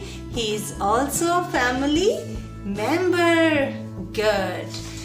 It's time for homework and you have to prepare a list and tell me how many members are there in Ravi's family. Bye-bye. ਪਿਆਰੇ ਬੱਚਿਓ, ਅੱਜ ਆਪਾਂ ਜਮਾਤ ਤੀਸਰੀ ਦੇ ਪਾਠ 3 ਸਾਡੇ ਸਹਿਯੋਗੀ ਕਿੱਤਾਕਾਰ ਬਾਰੇ ਜਾਣਕਾਰੀ ਪ੍ਰਾਪਤ ਕਰਾਂਗੇ। ਹਾਂਜੀ ਪੁੱਤਰ, ਤੁਸੀਂ ਇਸ ਪਾਠ ਨੂੰ ਬਹੁਤ ਹੀ ਵਧੀਆ ਤਰੀਕੇ ਨਾਲ ਪੜ੍ਹ ਲਿਆ ਹੈ ਤੇ ਚਲੋ ਆਓ ਫਿਰ ਅੱਜ ਆਪਾਂ ਇਸ ਦਾ ਕੁਝ ਅਭਿਆਸ ਕਰ ਲਈਏ। ਤੁਸੀਂ ਇਸ ਨੂੰ ਆਪਣੀ ਕਾਪੀ ਦੇ ਉੱਪਰ ਨੋਟ ਵੀ ਕਰਨਾ ਹੈ। ਸਭ ਤੋਂ ਪਹਿਲਾਂ ਬੇਟੇ ਆਪਾਂ ਕਰਾਂਗੇ ਮਿਲਾਨ ਕਰੋ। ਇਸ ਦੇ ਵਿੱਚ ਤੁਹਾਨੂੰ 5 ਵਾਕ ਇੱਕ ਪਾਸੇ ਦਿੱਤੇ ਹੋਏ ਹਨ ਅਤੇ 5 ਹੀ ਸ਼ਬਦ ਦਿੱਤੇ ਹੋਏ ਹਨ। ਤੁਸੀਂ ਵਾਕਾਂ ਨੂੰ ਸ਼ਬਦਾਂ ਦੇ ਨਾਲ ਸਹੀ ਮਿਲਾਨ ਕਰਨਾ ਹੈ। ਸਭ ਤੋਂ ਪਹਿਲਾ ਹੈ ਮਠਿਆਈ ਬਣਾਉਣ ਵਾਲਾ। ਜੋ ਮਠਿਆਈ ਬਣਾਉਂਦਾ ਹੈ ਉਸ ਨੂੰ ਆਪਾਂ ਹਲਵਾਈ ਕਹਿੰਦੇ ਹਾਂ। ਦੁੱਧ ਵੇਚਣ ਵਾਲਾ। ਜੋ ਦੁੱਧ ਵੇਚਦਾ ਹੈ ਉਸ ਨੂੰ ਆਪਾਂ ਦੋਧੀ ਕਹਿੰਦੇ ਹਾਂ। ਨੰਬਰ 3 ਤੇ ਹੈ ਬੇਟੇ ਘਰ ਦੀ ਉਸਾਰੀ ਕਰਨ ਵਾਲਾ। ਜੋ ਸਾਡੇ ਘਰ ਦੀ ਉਸਾਰੀ ਕਰਦਾ ਹੈ ਉਸ ਨੂੰ ਮਿਸਤਰੀ ਕਿਹਾ ਜਾਂਦਾ ਹੈ। ਨੰਬਰ 4 ਖੇਤ ਵਿੱਚ ਫਸਲਾਂ ਉਗਾਉਣ ਵਾਲਾ। ਜੋ ਅੰਨਦਾਤਾ ਹੈ, ਫਸਲਾਂ ਦੀ ਪੈਦਾਵਾਰ ਕਰਦਾ ਹੈ, ਉਹ ਕੌਣ ਹੁੰਦਾ ਹੈ? ਉਹ ਕਿਸਾਨ ਹੁੰਦਾ ਹੈ। ਨੰਬਰ 5 ਤੇ ਹੈ ਮਰੀਜ਼ਾਂ ਦੀ ਦੇਖਭਾਲ ਕਰਨ ਵਾਲੀ। ਹਸਪਤਾਲ ਦੇ ਵਿੱਚ ਜੋ ਮਰੀਜ਼ਾਂ ਦੀ ਦੇਖਭਾਲ ਕਰਦੀ ਹੈ ਉਹ ਨਰਸ ਹੁੰਦੀ ਹੈ। ਇਹ ਬੇਟੇ ਮਿਲਾਨ ਕਰੋ ਸੀ ਜਿਨ੍ਹਾਂ ਨੂੰ ਆਪਾਂ ਸਹੀ ਸ਼ਬਦਾਂ ਦੇ ਨਾਲ ਮਿਲਾ ਦਿੱਤਾ। ਹੁਣ ਆਪਾਂ ਕਰਨ ਜਾ ਰਹੇ ਹਾਂ ਸਹੀ ਉੱਤਰ ਅੱਗੇ ਸਹੀ ਦਾ ਨਿਸ਼ਾਨ ਲਾਓ। ਇਸ ਦੇ ਵਿੱਚ ਵੀ ਤੁਹਾਨੂੰ ਇੱਕ ਪ੍ਰਸ਼ਨ ਦਿੱਤਾ ਹੋਇਆ ਹੈ ਅਤੇ ਉਸ ਦੀਆਂ ਅੱਗੇ 3 ਆਪਸ਼ਨ ਦਿੱਤੀਆਂ ਹੋਈਆਂ ਹਨ। ਤੁਸੀਂ ਸਹੀ ਦੇ ਅੱਗੇ ਸਹੀ ਦਾ ਨਿਸ਼ਾਨ ਲਗਾਉਣਾ ਹੈ। ਸਭ ਤੋਂ ਪਹਿਲਾ ਪ੍ਰਸ਼ਨ ਹੈ ਜੁੱਤੀਆਂ ਕੌਣ ਗੰਢਦਾ ਹੈ? ਮੋਚੀ, ਮਿਸਤਰੀ ਜਾਂ ਦਰਜੀ? ਜੁੱਤੀਆਂ ਮੋਚੀ ਗੰਢਦਾ ਹੈ। ਅਗਲਾ ਪ੍ਰਸ਼ਨ ਕੱਪੜੇ ਸਿਉਣ ਵਾਲੇ ਨੂੰ ਕੀ ਕਹਿੰਦੇ ਹਨ? ਮੋਚੀ, ਦਰਜੀ ਜਾਂ ਮਿਸਤਰੀ? ਹਾਂਜੀ, ਕੱਪੜੇ ਸਿਉਂਦਾ ਹੈ ਉਹ ਦਰਜੀ ਹੁੰਦਾ ਹੈ। ਇਸ ਤੋਂ ਅਗਲਾ ਪ੍ਰਸ਼ਨ ਜਹਾਜ਼ ਉਡਾਉਣ ਵਾਲੇ ਨੂੰ ਕੀ ਕਹਿੰਦੇ ਹਨ? ਜੋ ਜਹਾਜ਼ਾਂ ਨੂੰ ਉਡਾਉਂਦਾ ਹੈ ਬੇਟੇ ਉਹ ਪਾਇਲਟ ਹੁੰਦਾ ਹੈ। ਹਾਂਜੀ, ਇਹ ਸੀ ਸਹੀ ਉੱਤਰ ਅੱਗੇ ਸਹੀ ਦਾ ਨਿਸ਼ਾਨ ਲਾਓ। ਹੁਣ ਆਪਾਂ ਕਰਨ ਜਾ ਰਹੇ ਹਾਂ ਖਾਲੀ ਥਾਵਾਂ ਭਰੋ। ਇਸ ਦੇ ਵਿੱਚ ਤੁਹਾਨੂੰ 3 ਸ਼ਬਦ ਦਿੱਤੇ ਹੋਏ ਹਨ ਅਤੇ 3 ਹੀ ਵਾਕ ਦਿੱਤੇ ਹੋਏ ਹਨ। ਤੁਸੀਂ ਸ਼ਬਦਾਂ ਨੂੰ ਵਾਕਾਂ ਦੇ ਵਿੱਚ ਸਹੀ ਭਰਨਾ ਹੈ। ਸ਼ਬਦ ਨੇ ਡਾਕਟਰ, ਚੌਕੀਦਾਰ, ਅਧਿਆਪਕਾ। ਸਭ ਤੋਂ ਪਹਿਲਾ ਹੈ ਰਖਵਾਲੀ ਕਰਨ ਵਾਲੇ ਨੂੰ ਡੈਸ਼ ਕਹਿੰਦੇ ਹਨ। ਰਖਵਾਲੀ ਕਰਨ ਵਾਲੇ ਨੂੰ ਚੌਕੀਦਾਰ ਕਹਿੰਦੇ ਹਨ। ਡੈਸ਼ ਸਕੂਲ ਵਿੱਚ ਪੜ੍ਹਾਉਂਦੀ ਹੈ। ਅਧਿਆਪਕਾ ਸਕੂਲ ਵਿੱਚ ਪੜ੍ਹਾਉਂਦੀ ਹੈ। ਇਸ ਤੋਂ ਅੱਗੇ ਹੈ ਮਰੀਜ਼ਾਂ ਦਾ ਇਲਾਜ ਡੈਸ਼ ਕਰਦਾ ਹੈ। ਮਰੀਜ਼ਾਂ ਦਾ ਇਲਾਜ ਡਾਕਟਰ ਕਰਦਾ ਹੈ। ਹਾਂਜੀ ਪੁੱਤਰ, ਇਹ ਤਾਂ ਸੀ ਆਪਣੇ ਮਿਲਾਨ ਕਰੋ। ਸਹੀ ਦੇ ਅੱਗੇ ਸਹੀ ਦਾ ਨਿਸ਼ਾਨ ਲਗਾਓ ਅਤੇ ਖਾਲੀ ਥਾਵਾਂ ਭਰੋ। ਤੁਸੀਂ ਆਪਣੇ ਘਰ ਦੇ ਕੰਮ ਵਿੱਚ ਇਹ ਸਾਰਾ ਕੰਮ ਕਰਨਾ ਹੈ। ਆਪਣੀ ਕਾਪੀ ਉੱਪਰ ਵੀ ਕਰਨਾ ਹੈ ਅਤੇ ਯਾਦ ਕਰਕੇ ਪਰਿਵਾਰ ਦੇ ਕਿਸੇ ਮੈਂਬਰ ਨੂੰ ਵੀ ਸੁਣਾਉਣਾ ਹੈ। ਬੱਚਿਓ ਸਤਿ ਸ਼੍ਰੀ ਅਕਾਲ। ਹੁਣ ਤੱਕ ਆਪਾਂ ਪਾਠ ਤੀਜੇ ਵਿੱਚੋਂ ਦੇਸ਼ ਭਗਤ ਬਾਲ ਸੁਖਦੇਵ ਬਾਰੇ ਜਾਣ ਲਿਆ ਹੈ। ਤੁਹਾਨੂੰ ਪਤਾ ਹੈ ਅੱਜ ਆਪਾਂ ਜਿਸ ਆਜ਼ਾਦ ਭਾਰਤ ਵਿੱਚ ਰਹਿ ਰਹੇ ਹਾਂ ਇਹ ਪਹਿਲਾਂ ਅੰਗਰੇਜ਼ਾਂ ਦਾ ਗੁਲਾਮ ਸੀ। ਆਜ਼ਾਦੀ ਸਾਨੂੰ 15 ਅਗਸਤ 1947 ਵਿੱਚ ਮਿਲੀ। ਇਸ ਆਜ਼ਾਦੀ ਨੂੰ ਪ੍ਰਾਪਤ ਕਰਨ ਲਈ ਸਾਡੇ ਅਨੇਕਾਂ ਦੇਸ਼ ਭਗਤਾਂ ਨੇ ਕੁਰਬਾਨੀਆਂ ਦਿੱਤੀਆਂ। ਅੱਜ ਆਪਾਂ ਦੇਸ਼ ਦੀ ਆਜ਼ਾਦੀ ਲਈ ਲੜਨ ਵਾਲੇ ਕੁਝ ਦੇਸ਼ ਭਗਤਾਂ ਬਾਰੇ ਜਾਣਕਾਰੀ ਪ੍ਰਾਪਤ ਕਰਾਂਗੇ। ਬੱਚੋ, ਤੁਸੀਂ ਇਹ ਜੋ ਤਸਵੀਰ ਦੇਖ ਰਹੇ ਹੋ ਇਹ ਸ਼ਹੀਦ ਭਗਤ ਸਿੰਘ ਦੀ ਹੈ। ਸ਼ਹੀਦ ਭਗਤ ਸਿੰਘ ਦਾ ਜਨਮ 28 ਸਤੰਬਰ 1907 ਨੂੰ ਪਿੰਡ ਬੰਗਾ ਚੱਕ ਨੰਬਰ 105 ਜ਼ਿਲ੍ਹਾ ਲਾਇਲਪੁਰ ਵਿਖੇ ਹੋਇਆ। ਉਹਨਾਂ ਦਾ ਜੱਦੀ ਪਿੰਡ ਖਟਕੜ ਕਲਾਂ ਨਵਾਂ ਸ਼ਹਿਰ ਜ਼ਿਲ੍ਹਾ ਜਲੰਧਰ ਵਿੱਚ ਸੀ। ਜਿਸ ਦਿਨ ਭਗਤ ਸਿੰਘ ਦਾ ਜਨਮ ਹੋਇਆ ਉਸੇ ਦਿਨ ਉਸਦੇ ਚਾਚਾ ਜੇਲ੍ਹ ਤੋਂ ਰਿਹਾ ਹੋ ਕੇ ਆਏ ਸਨ। ਇਸ ਕਰਕੇ ਇਹਨਾਂ ਦਾ ਨਾਂ ਭਗਤ ਸਿੰਘ ਮਤਲਬ ਭਾਗਾਂ ਵਾਲਾ ਰੱਖ ਦਿੱਤਾ ਗਿਆ। ਇਹਨਾਂ ਦੇ ਪਿਤਾ ਦਾ ਨਾਂ ਕਿਸ਼ਨ ਸਿੰਘ ਅਤੇ ਮਾਤਾ ਵਿਦਿਆਵਤੀ ਬੜੇ ਹੌਸਲੇ ਵਾਲੀ, ਦਲੇਰ ਅਤੇ ਧਾਰਮਿਕ ਵਿਚਾਰਾਂ ਵਾਲੀ ਇਸਤਰੀ ਸੀ। ਭਗਤ ਸਿੰਘ ਨੂੰ ਵੱਖ-ਵੱਖ ਕਿਤਾਬਾਂ ਪੜ੍ਹਨ ਦਾ ਬਹੁਤ ਸ਼ੌਕ ਸੀ। ਉਹਨਾਂ ਨੂੰ ਪੰਜਾਬੀ, ਅੰਗਰੇਜ਼ੀ ਅਤੇ ਉਰਦੂ ਭਾਸ਼ਾਵਾਂ ਦਾ ਗਿਆਨ ਸੀ। ਭਗਤ ਸਿੰਘ ਦੁਆਰਾ ਬਹੁਤ ਸਾਰੀਆਂ ਇਨਕਲਾਬੀ ਗਤੀਵਿਧੀਆਂ ਵਿੱਚ ਭਾਗ ਲੈਣ ਅਤੇ ਦੇਸ਼ ਲਈ ਸਮਰਪਿਤ ਭਾਵਨਾ ਸਦਕਾ ਉਸਦੇ ਦੋ ਸਾਥੀ ਸੁਖਦੇਵ ਅਤੇ ਰਾਜਗੁਰੂ ਸਮੇਤ 23 ਮਾਰਚ 1931 ਨੂੰ ਅੰਗਰੇਜ਼ਾਂ ਦੁਆਰਾ ਫਾਂਸੀ ਦੇ ਦਿੱਤੀ ਗਈ ਸੀ। ਉਹਨਾਂ ਦੀ ਸ਼ਹੀਦੀ ਦਾ ਦੇਸ਼ ਵਾਸੀਆਂ 'ਤੇ ਬਹੁਤ ਡੂੰਘਾ ਪ੍ਰਭਾਵ ਪਿਆ। ਬੱਚਿਓ, ਇਹ ਹਨ ਰਾਜਗੁਰੂ, ਜਿਨ੍ਹਾਂ ਦਾ ਪੂਰਾ ਨਾਂ ਸ਼ਿਵਰਾਮ ਹਰੀ ਰਾਜਗੁਰੂ ਸੀ। ਇਹਨਾਂ ਦਾ ਜਨਮ 24 ਅਗਸਤ 1908 ਵਿੱਚ ਹੋਇਆ। ਇਹ ਮਹਾਰਾਸ਼ਟਰ ਤੋਂ ਇੱਕ ਭਾਰਤੀ ਇਨਕਲਾਬੀ ਸੀ, ਜਿਨ੍ਹਾਂ ਨੂੰ ਭਗਤ ਸਿੰਘ ਦਾ ਸਾਥੀ ਅਤੇ ਇੱਕ ਬ੍ਰਿਟਿਸ਼ ਪੁਲਿਸ ਅਧਿਕਾਰੀ ਦੇ ਕਤਲ ਵਿੱਚ ਸ਼ਾਮਲ ਹੋਣ ਦੇ ਤੌਰ 'ਤੇ ਜਾਣਿਆ ਜਾਂਦਾ ਹੈ। ਇਹਨਾਂ ਨੂੰ ਭਗਤ ਸਿੰਘ ਨਾਲ ਹੀ 23 ਮਾਰਚ 1931 ਵਿੱਚ ਸਿਰਫ 22 ਸਾਲ ਦੀ ਉਮਰ ਵਿੱਚ ਸ਼ਹੀਦ ਕਰ ਦਿੱਤਾ ਗਿਆ ਸੀ। ਸ਼ਹੀਦ ਕਰਤਾਰ ਸਿੰਘ ਸਰਾਭਾ ਇੱਕ ਗਾਦਰੀ ਇਨਕਲਾਬੀ ਸੀ। ਇਹਨਾਂ ਦਾ ਜਨਮ 1896 ਜ਼ਿਲ੍ਹਾ ਲੁਧਿਆਣਾ ਦੇ ਪਿੰਡ ਸਰਾਭਾ ਵਿਖੇ ਹੋਇਆ। ਇਹਨਾਂ ਦੇ ਪਿਤਾ ਦਾ ਨਾਮ ਮੰਗਲ ਸਿੰਘ ਸੀ। 16 ਸਾਲ ਦੀ ਉਮਰ ਵਿੱਚ ਉਹ ਅਮਰੀਕਾ ਦੇ ਸ਼ਹਿਰ ਸਨ ਫਰਾਂਸਿਸਕੋ ਪਹੁੰਚ ਗਿਆ। ਇੱਥੇ ਵਸੇ ਭਾਰਤੀਆਂ, ਖਾਸ ਤੌਰ 'ਤੇ ਪੰਜਾਬੀਆਂ ਵਿੱਚ ਕੌਮੀ ਭਾਵਨਾਵਾਂ ਵੱਧ ਰਹੀਆਂ ਸਨ। ਕਰਤਾਰ ਸਿੰਘ ਦੇ ਮਨ 'ਤੇ ਇਸ ਦੌਰ ਦਾ ਗਹਿਰਾ ਅਸਰ ਪਿਆ। ਨਤੀਜੇ ਵਜੋਂ ਉਹ ਇੱਕ ਕੱਟੜ ਦੇਸ਼ ਭਗਤ ਬਣ ਗਿਆ। ਉਹ ਗਦਰ ਨਾਂ ਦੇ ਅਖਬਾਰ ਵਿੱਚ ਭਾਗ ਲੈਣ ਲੱਗਾ। ਅਖਬਾਰ ਲਈ ਉਹ ਦੇਸ਼ ਭਗਤੀ ਦੀਆਂ ਕਵਿਤਾਵਾਂ ਅਤੇ ਲੇਖ ਲਿਖਦਾ ਸੀ। ਉਹਨਾਂ ਨੂੰ ਬਗਾਵਤ ਦੇ ਦੋਸ਼ ਅਧੀਨ ਲਾਹੌਰ ਦੀ ਅਦਾਲਤ ਵਿੱਚ 13 ਸਤੰਬਰ 1915 ਨੂੰ ਮੌਤ ਦੀ ਸਜ਼ਾ ਸੁਣਾਈ ਗਈ। ਉਹਨਾਂ ਆਪਣਾ ਦੇਸ਼ ਭਗਤੀ ਦਾ ਗੀਤ ਗਾਉਂਦੇ ਹੋਏ 16 ਨਵੰਬਰ 1915 ਨੂੰ ਫਾਂਸੀ ਦੇ ਰੱਸੇ ਨੂੰ ਗਲ ਵਿੱਚ ਪਾ ਲਿਆ। ਪੰਜਾਬੀ ਨਾਵਲਕਾਰ ਨਾਨਕ ਸਿੰਘ ਨੇ ਆਪਣੇ ਨਾਵਲ ਇੱਕ ਮਿਆਨ ਦੋ ਤਲਵਾਰਾਂ ਵਿੱਚ ਇਹਨਾਂ ਦਾ ਜੀਵਨ ਵਰਣਨ ਕੀਤਾ ਹੈ। ਸ਼ਹੀਦ ਊਧਮ ਸਿੰਘ ਦਾ ਜਨਮ 26 ਦਸੰਬਰ 1899 ਨੂੰ ਸਨਾਮ ਵਿਖੇ ਹੋਇਆ। ਪਿਤਾ ਦਾ ਨਾਂ ਟਹਿਲ ਸਿੰਘ, ਜੋ ਰੇਲਵੇ ਫਾਟਕ 'ਤੇ ਚੌਕੀਦਾਰ ਵਜੋਂ ਨੌਕਰੀ ਕਰਦਾ ਸੀ। 7 ਸਾਲ ਦੀ ਉਮਰ ਵਿੱਚ ਉਹਨਾਂ ਨੂੰ ਪਿਤਾ ਦੀ ਮੌਤ ਹੋਣ ਉਪਰੰਤ ਸੈਂਟਰਲ ਖਾਲਸਾ ਯਤੀਮਖਾਨਾ ਅੰਮ੍ਰਿਤਸਰ ਵਿੱਚ ਦਾਖਲ ਕਰਵਾ ਦਿੱਤਾ। 13 ਅਪ੍ਰੈਲ 1919 ਨੂੰ ਅੰਮ੍ਰਿਤਸਰ ਦੇ ਜਲਿਆਂਵਾਲਾ ਬਾਗ ਵਿਖੇ ਅੰਗਰੇਜ਼ਾਂ ਨੇ ਹਜ਼ਾਰਾਂ ਨਿਹੱਥੇ ਲੋਕਾਂ ਨੂੰ ਗੋਲੀਆਂ ਮਾਰ ਕੇ ਸ਼ਹੀਦ ਕਰ ਦਿੱਤਾ ਸੀ। ਊਧਮ ਸਿੰਘ ਵੀ ਉੱਥੇ ਹਾਜ਼ਰ ਸੀ। ਇਸ ਘਟਨਾ ਦੇ ਬਦਲੇ ਲਈ ਉਹਨਾਂ 13 ਮਾਰਚ 1940 ਨੂੰ ਇੰਗਲੈਂਡ ਵਿੱਚ ਸਰ ਮਾਈਕਲ ਓਡਵਾਇਰ ਨੂੰ ਗੋਲੀਆਂ ਮਾਰ ਕੇ ਮਾਰ ਦਿੱਤਾ। ਬੱਚੋ, ਇਸ ਲਈ 31 ਜੁਲਾਈ 1940 ਨੂੰ ਊਧਮ ਸਿੰਘ ਨੂੰ ਲੰਦਨ ਵਿੱਚ ਫਾਂਸੀ ਦੇ ਦਿੱਤੀ ਗਈ। ਬਾਬਾ ਸੋਹਣ ਸਿੰਘ ਭਕਨਾ ਜੀ, ਇਹਨਾਂ ਦਾ ਜਨਮ ਜਨਵਰੀ 1870 ਨੂੰ ਪਿੰਡ ਭਕਨਾ ਵਿਖੇ ਹੋਇਆ। ਇਹ ਵੀ ਇੱਕ ਮਹਾਨ ਯੋਧਾ ਅਤੇ ਪ੍ਰਸਿੱਧ ਦੇਸ਼ ਭਗਤ ਹੋਏ ਹਨ। ਇਹ ਜਨਤਾ ਦੇ ਸੱਚੇ ਸੁੱਚੇ ਹਮਦਰਦ ਸਨ। ਇਹ ਗਦਰ ਪਾਰਟੀ ਦੇ ਪਹਿਲੇ ਪ੍ਰਧਾਨ ਸਨ। ਇਹਨਾਂ ਦੇਸ਼ ਲਈ 26 ਸਾਲ ਅੰਗਰੇਜ਼ਾਂ ਦੀਆਂ ਜੇਲ੍ਹਾਂ ਵਿੱਚ ਬਿਤਾਏ। ਸੋ ਬੱਚਿਓ, ਸਾਨੂੰ ਦੇਸ਼ ਭਗਤਾਂ ਦਾ ਹਮੇਸ਼ਾ ਹੀ ਸਨਮਾਨ ਕਰਨਾ ਚਾਹੀਦਾ ਹੈ, ਜਿਨ੍ਹਾਂ ਨੇ ਆਪਣੀਆਂ ਕੀਮਤੀ ਜਾਨਾਂ ਦੀ ਪਰਵਾਹ ਨਾ ਕਰਦੇ ਹੋਏ ਦੇਸ਼ ਦੀ ਆਜ਼ਾਦੀ ਲਈ ਕੁਰਬਾਨੀਆਂ ਦਿੱਤੀਆਂ। ਸਤਿ ਸ਼੍ਰੀ ਅਕਾਲ ਬੱਚਿਓ, ਅੱਜ ਅਸੀਂ ਦਿੱਤੇ ਹੋਏ ਅੰਕਾਂ ਨਾਲ ਵੱਡੀ ਤੋਂ ਵੱਡੀ ਤੇ ਛੋਟੀ ਤੋਂ ਛੋਟੀ ਸੰਖਿਆ ਬਣਾਉਣੀ ਸਿੱਖਾਂਗੇ। ਤਾਂ ਆਜੋ ਬੱਚਿਓ, ਚੌਥੀ ਜਮਾਤ ਦੇ ਇਹਨਾਂ 4 ਵਿਦਿਆਰਥੀਆਂ ਕੋਲ ਵੱਖ-ਵੱਖ ਅੰਕਾਂ ਵਾਲੇ 4-4 ਕਾਰਡ ਹਨ।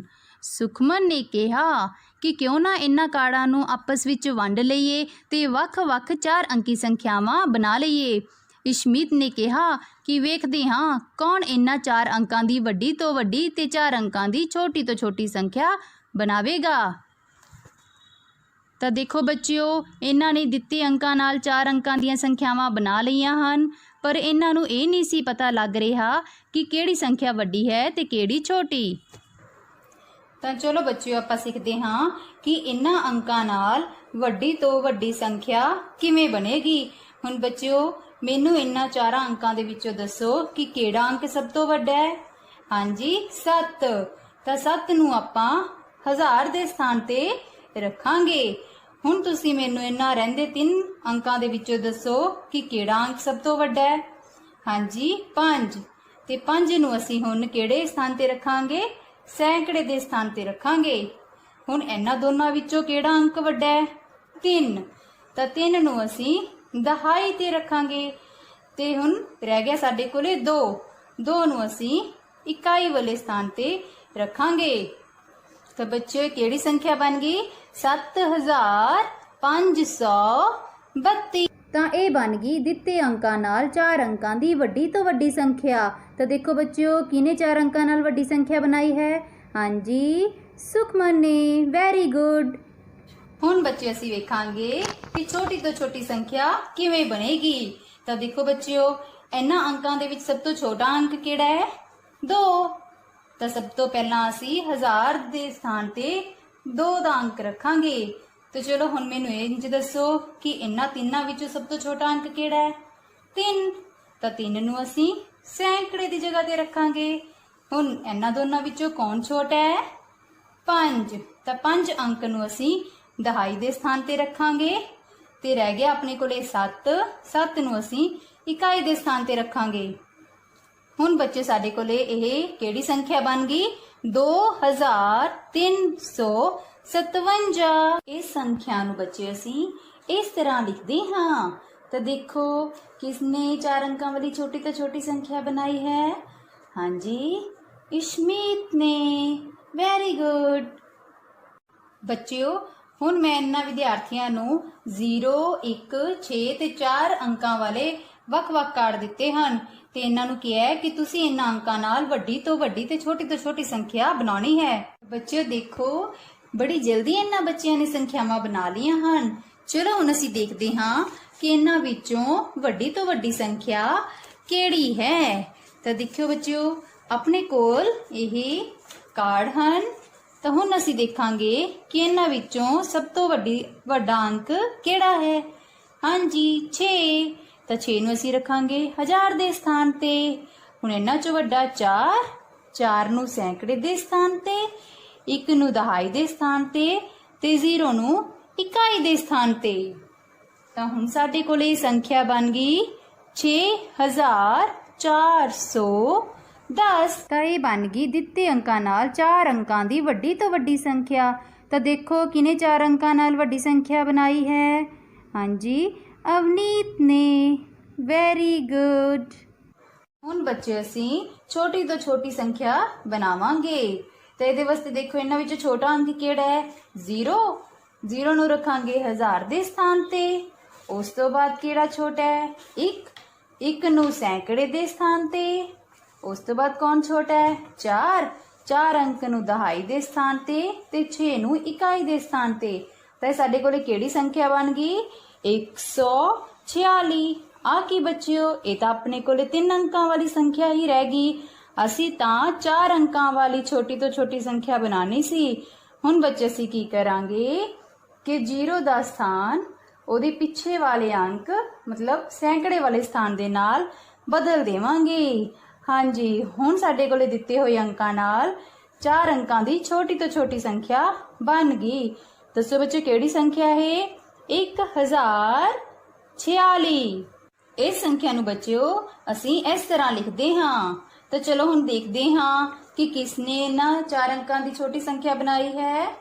ਹਾਂਜੀ, ਸਹਿਜ ਨੇ। ਬਿਲਕੁਲ ਠੀਕ ਬੱਚਿਓ। ਹੁਣ ਤੁਸੀਂ ਅਭਿਆਸ 1.4 ਦੇ ਪੰਨਾ ਨੰਬਰ 22 ਤੇ 6ਵਾਂ ਤੇ 7ਵਾਂ ਸਵਾਲ ਇਸ ਤਰ੍ਹਾਂ ਹੱਲ ਕਰਨੇ ਹਨ।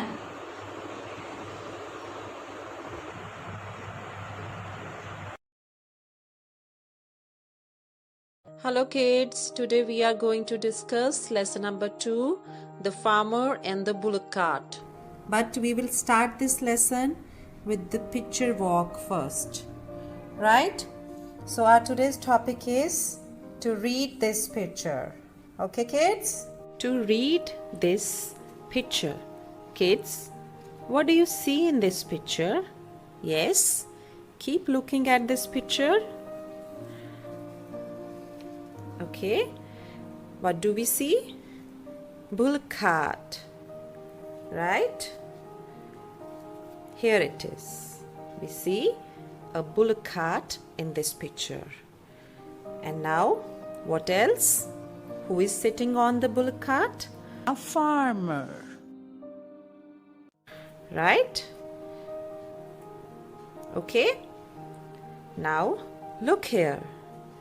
These are bags of wheat. So we see bags of wheat in the picture, right? What else do we see in this picture? Sky, sun, right? We see sky and sun in this picture. Now look here, clouds, birds. We see clouds and birds in this picture, right? Anything left? Yes, we see some plants over here, right? We see some plants in this picture.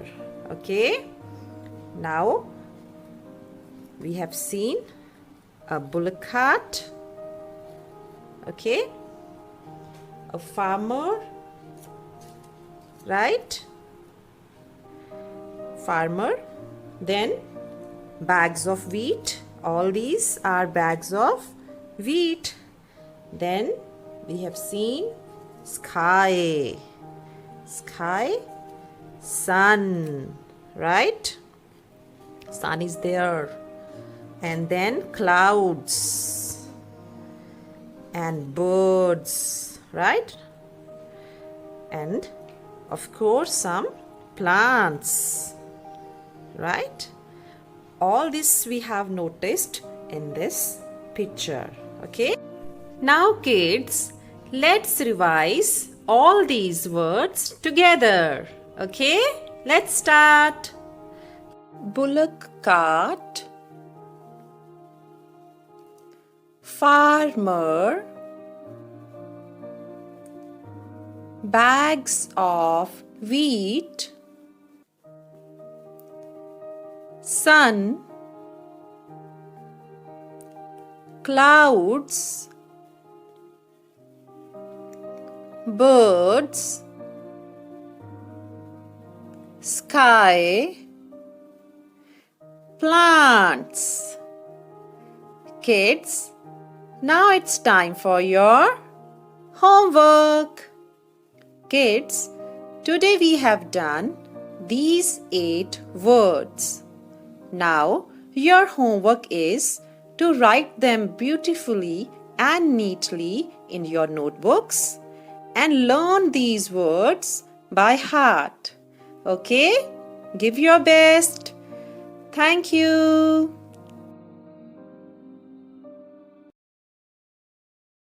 ਪਿਆਰੇ ਬੱਚਿਓ, ਜਿਵੇਂ ਕਿ ਅਸੀਂ ਅਧਿਆਇ ਮੇਲੇ ਅਤੇ ਖੇਡਾਂ ਦੇ ਬਾਰੇ ਵਿੱਚ ਬਹੁਤ ਹੀ ਵਧੀਆ ਤਰੀਕੇ ਦੇ ਨਾਲ ਪੜ੍ਹਿਆ ਹੈ, ਸਮਝਿਆ ਹੈ ਤੇ ਆਓ ਹੁਣ ਸਮਾਂ ਹੈ ਇਸ ਅਧਿਆਇ ਵਿੱਚ ਆਏ ਹੋਏ ਪ੍ਰਸ਼ਨਾਂ ਨੂੰ ਹੱਲ ਕਰਨ ਦਾ ਅਤੇ ਇਸ ਵਿੱਚ ਪੁੱਛੇ ਜਾਣ ਵਾਲੇ ਬਹੁ ਵਿਕਲਪੀ ਪ੍ਰਸ਼ਨਾਂ ਨੂੰ ਢੁਕਵੇਂ ਉੱਤਰ ਦੇਣ ਦਾ। ਆਓ ਇਹਨਾਂ ਪ੍ਰਸ਼ਨਾਂ ਨੂੰ ਹੱਲ ਕਰਨ ਦੀ ਕੋਸ਼ਿਸ਼ ਕਰਦੇ ਹਾਂ। ਠੀਕ ਉੱਤਰ ਅੱਗੇ ਸਹੀ ਦਾ ਨਿਸ਼ਾਨ ਲਗਾਓ। ਪਿਆਰੇ ਬੱਚਿਓ, ਤੁਹਾਡੇ ਸਾਹਮਣੇ ਕੁਝ ਬਹੁ ਵਿਕਲਪੀ ਉੱਤਰਾਂ ਵਾਲੇ ਪ੍ਰਸ਼ਨ ਹੋਣਗੇ। ਤੁਸੀਂ ਉਹਨਾਂ ਵਿੱਚੋਂ ਸਹੀ ਉੱਤਰ ਅੱਗੇ ਸਹੀ ਦਾ ਨਿਸ਼ਾਨ ਲਗਾਉਣਾ ਹੈ। ਚਲੋ ਸਾਡਾ ਪਹਿਲਾ ਪ੍ਰਸ਼ਨ ਹੈ, ਮਿਲਖਾ ਸਿੰਘ ਦਾ ਸੰਬੰਧ ਕਿਸ ਖੇਡ ਨਾਲ ਹੈ? ਹਾਂਜੀ ਬੱਚਿਓ, ਮਿਲਖਾ ਸਿੰਘ ਦਾ ਸੰਬੰਧ ਕਿਸ ਖੇਡ ਨਾਲ ਸੀ? ਕ੍ਰਿਕਟ ਨਾਲ ਸੀ, ਹਾਕੀ ਨਾਲ ਸੀ ਜਾਂ ਦੌੜਾਂ ਨਾਲ ਸੀ? ਹਾਂਜੀ ਦੱਸੋ ਬੱਚਿਓ। ਹਾਂਜੀ, ਵੈਰੀ ਗੁੱਡ। ਮਿਲਖਾ ਸਿੰਘ ਦਾ ਸੰਬੰਧ ਦੌੜਾਂ ਨਾਲ ਸੀ। ਚਲੋ ਅਗਲਾ ਦੇਖਦੇ ਹਾਂ। ਖੇਡਾਂ ਸਾਨੂੰ ਕੀ ਸਿਖਾਉਂਦੀਆਂ ਹਨ? ਹਾਂਜੀ ਦੱਸੋ ਬੱਚਿਓ। ਖੇਡਾਂ ਸਾਨੂੰ ਝਗੜਨਾ ਸਿਖਾਉਂਦੀਆਂ ਹਨ, ਮਿਲਵਰਤਨ ਸਿਖਾਉਂਦੀਆਂ ਹਨ ਜਾਂ ਈਰਖਾ ਸਿਖਾਉਂਦੀਆਂ ਹਨ? ਸ਼ਾਬਾਸ਼, ਵੈਰੀ ਗੁੱਡ। ਖੇਡਾਂ ਸਾਨੂੰ ਮਿਲਵਰਤਨ ਦੀ ਭਾਵਨਾ ਸਿਖਾਉਂਦੀਆਂ ਹਨ। ਹਾਂਜੀ ਅਗਲਾ ਦੇਖਦੇ ਹਾਂ ਜੀ ਕਿ ਮਾਘੀ ਦਾ ਮੇਲਾ ਕਿੱਥੇ ਲੱਗਦਾ ਹੈ? ਹਾਂਜੀ ਅਸੀਂ ਅਧਿਆਇ ਪੜ੍ਹਿਆ ਸੀ। ਦੱਸੋ ਕਿ ਮਾਘੀ ਦਾ ਮੇਲਾ ਸ਼੍ਰੀ ਅਨੰਦਪੁਰ ਸਾਹਿਬ ਲੱਗਦਾ ਹੈ, ਜਲੰਧਰ ਲੱਗਦਾ ਹੈ ਜਾਂ ਸ਼੍ਰੀ ਮੁਕਤਸਰ ਸਾਹਿਬ ਲੱਗਦਾ ਹੈ? ਹਾਂਜੀ ਦੱਸੋ ਜੀ। ਸ਼ਾਬਾਸ਼, ਮਾਘੀ ਦਾ ਮੇਲਾ ਸ਼੍ਰੀ ਮੁਕਤਸਰ ਸਾਹਿਬ ਦੇ ਵਿੱਚ ਲੱਗਦਾ ਹੈ। ਚਲੋ ਅਗਲਾ ਦੇਖਦੇ ਹਾਂ ਅਸੀਂ। ਇਹਨਾਂ ਵਿੱਚੋਂ ਹਾਕੀ ਨਾਲ ਸੰਬੰਧਿਤ ਖਿਡਾਰਨ ਕਿਹੜੀ ਹੈ? ਹਾਂਜੀ, ਰੂਪਾ ਸੈਣੀ, ਸੁਨੀਤਾ ਰਾਣੀ ਜਾਂ ਮਨਜੀਤ ਕੌਰ? ਹਾਂਜੀ, ਇਹ ਦੇਖੋ ਜੀ ਤਸਵੀਰ ਵੀ ਦਿੱਤੀ ਹੋਈ ਹੈ। ਕੌਣ ਹੈ ਸਹੀ? ਸ਼ਾਬਾਸ਼। ਇਹਨਾਂ ਵਿੱਚੋਂ ਰੂਪਾ ਸੈਣੀ ਦਾ ਸੰਬੰਧ ਹਾਕੀ ਨਾਲ ਹੈ। ਹਾਂਜੀ, ਹੁਣ ਤੁਹਾਡੇ ਸਾਹਮਣੇ ਕੁਝ ਪ੍ਰਸ਼ਨ ਉੱਤਰ ਹੋਣਗੇ। ਤੁਸੀਂ ਉਹਨਾਂ ਪ੍ਰਸ਼ਨ ਉੱਤਰਾਂ ਨੂੰ ਬੜੇ ਧਿਆਨ ਦੇ ਨਾਲ ਸੁਣਨਾ ਹੈ ਅਤੇ ਨਾਲ-ਨਾਲ ਆਪਣੀਆਂ ਕਾਪੀਆਂ ਉੱਤੇ ਨੋਟ ਵੀ ਕਰਨਾ ਹੈ। ਇਸ ਤੋਂ ਉਪਰੰਤ ਇਹਨਾਂ ਪ੍ਰਸ਼ਨ ਉੱਤਰਾਂ ਨੂੰ ਯਾਦ ਕਰਨ ਦੀ ਵੀ ਕੋਸ਼ਿਸ਼ ਕਰਨੀ ਹੈ। ਆਓ ਵੇਖਦੇ ਹਾਂ ਸਾਡਾ ਪਹਿਲਾ ਪ੍ਰਸ਼ਨ। ਤੁਸੀਂ ਕਿਹੜੀਆਂ-ਕਿਹੜੀਆਂ ਖੇਡਾਂ ਖੇਡਦੇ ਹੋ? ਹਾਂਜੀ, ਕਿਹੜੀਆਂ ਖੇਡਾਂ ਖੇਡਦੇ ਹੋ? ਹਾਂਜੀ, ਸ਼ਾਬਾਸ਼। ਲਿਖੋ, ਅਸੀਂ ਕੈਰਮ ਬੋਰਡ, ਗੀਟੇ, ਗੁੱਲੀ ਡੰਡਾ, ਖੋ-ਖੋ, ਦੌੜਾਂ ਆਦਿ ਖੇਡਾਂ ਖੇਡਦੇ ਹਾਂ। ਇਸ ਤੋਂ ਇਲਾਵਾ ਕੁਝ ਖੇਡਾਂ ਅਸੀਂ ਸਕੂਲ ਪੱਧਰ ਤੇ ਵੀ ਖੇਡਦੇ ਹਾਂ, ਜਿਵੇਂ ਕਬੱਡੀ, ਕੁਸ਼ਤੀ, ਫੁੱਟਬਾਲ, ਗੋਲਾ ਸੁੱਟਣਾ ਆਦਿ। ਅਗਲਾ ਦੇਖੋ ਜੀ, ਸ੍ਰੀ ਮੁਕਤਸਰ ਸਾਹਿਬ ਦਾ ਪਹਿਲਾ ਨਾਂ ਕੀ ਸੀ? ਹਾਂਜੀ, ਕੀ ਨਾਂ ਸੀ ਜੀ ਮੁਕਤਸਰ ਸਾਹਿਬ ਦਾ? ਸ਼ਾਬਾਸ਼। ਲਿਖੋ ਜੀ, ਸ੍ਰੀ ਮੁਕਤਸਰ ਸਾਹਿਬ ਦਾ ਪਹਿਲਾ ਨਾਂ ਖਿਦਰਾਣੇ ਦੀ ਢਾਬ ਸੀ। ਕੀ ਨਾਂ ਸੀ? ਖਿਦਰਾਣੇ ਦੀ ਢਾਬ। ਸ਼ਾਬਾਸ਼। ਅਗਲਾ ਦੇਖੀਏ ਜੀ, ਸਾਡਾ ਪ੍ਰਸ਼ਨ ਹੈ, ਕਿਸ ਤਿਉਹਾਰ ਤੇ ਪਤੰਗ ਉਡਾਏ ਜਾਂਦੇ ਹਨ? ਹਾਂਜੀ ਵੀ, ਕਿਹੜੇ ਤਿਉਹਾਰ ਦੇ ਉੱਪਰ ਪਤੰਗ ਉਡਾਉਂਦੇ ਹੋ ਤੁਸੀਂ? ਸ਼ਾਬਾਸ਼। ਉੱਤਰ ਦੇਖੋ ਜੀ, ਆਪਣੀਆਂ ਕਾਪੀਆਂ ਤੇ ਲਿਖੋ, ਬਸੰਤ ਪੰਚਮੀ ਦੇ ਤਿਉਹਾਰ ਤੇ ਪਤੰਗ ਉਡਾਏ ਜਾਂਦੇ ਹਨ। ਬਸੰਤ ਪੰਚਮੀ ਦੇ ਤਿਉਹਾਰ ਤੇ ਪਤੰਗ ਉਡਾਏ ਜਾਂਦੇ ਹਨ।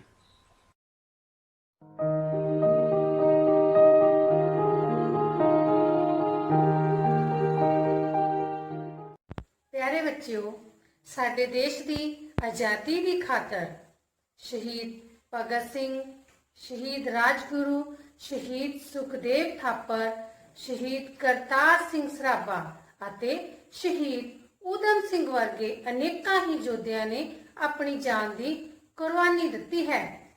ਅੱਜ ਅਸੀਂ ਸ਼ਹੀਦ ਊਧਮ ਸਿੰਘ ਬਾਰੇ ਕੁਝ ਜ਼ਰੂਰੀ ਗੱਲਾਂ ਕਰਾਂਗੇ। ਤੁਸੀਂ ਸ਼ਹੀਦ ਊਧਮ ਸਿੰਘ ਪਾਠ ਤਾਂ ਪੜ੍ਹ ਹੀ ਲਿਆ ਹੈ, ਤੇ ਫਿਰ ਚੱਕ ਲਓ ਹੁਣ ਤੁਸੀਂ ਆਪਣੀਆਂ ਕਾਪੀਆਂ ਅਤੇ ਪੈਨ, ਕਿਉਂਕਿ ਜਿਹੜੀਆਂ ਮੈਂ ਤੁਹਾਡੇ ਨਾਲ ਗੱਲਾਂ ਕਰਾਂਗੀ ਉਹ ਤੁਸੀਂ ਆਪਣੀਆਂ ਕਾਪੀਆਂ ਉੱਪਰ ਸੁੰਦਰ ਲਿਖਾਈ ਦੇ ਵਿੱਚ ਲਿਖਣੀਆਂ ਵੀ ਹਨ।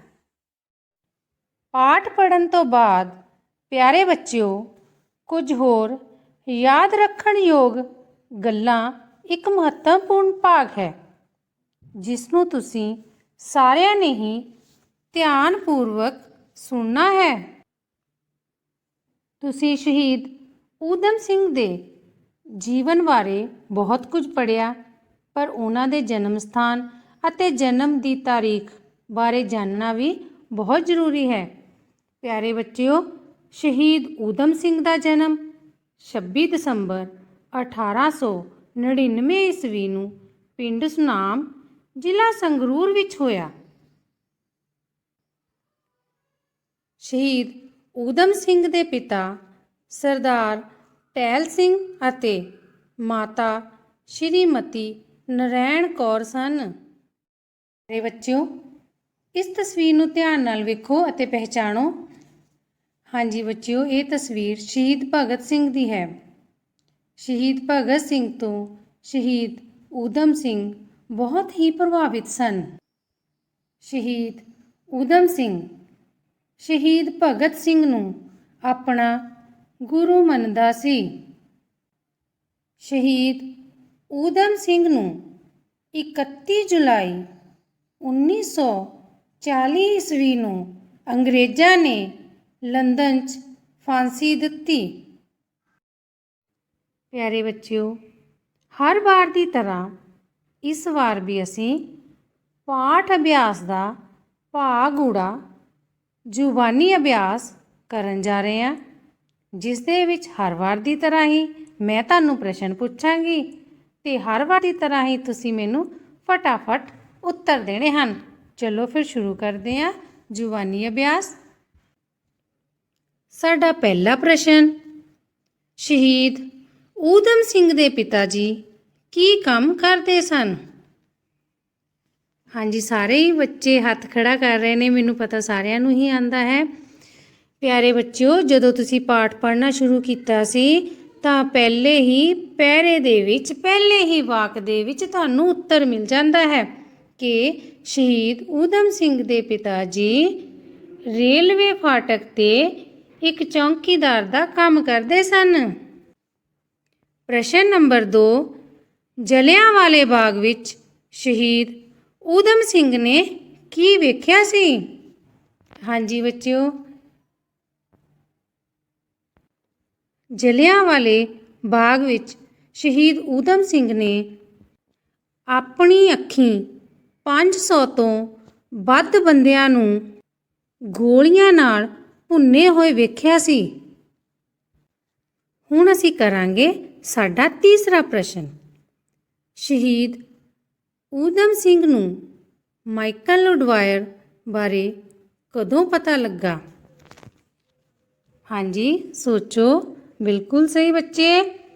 ਸ਼ਹੀਦ ਊਧਮ ਸਿੰਘ ਨੂੰ ਮਾਈਕਲ ਉਡਵਾਇਰ ਬਾਰੇ 1940 ਈਸਵੀ ਵਿੱਚ ਪਤਾ ਲੱਗਿਆ ਸੀ।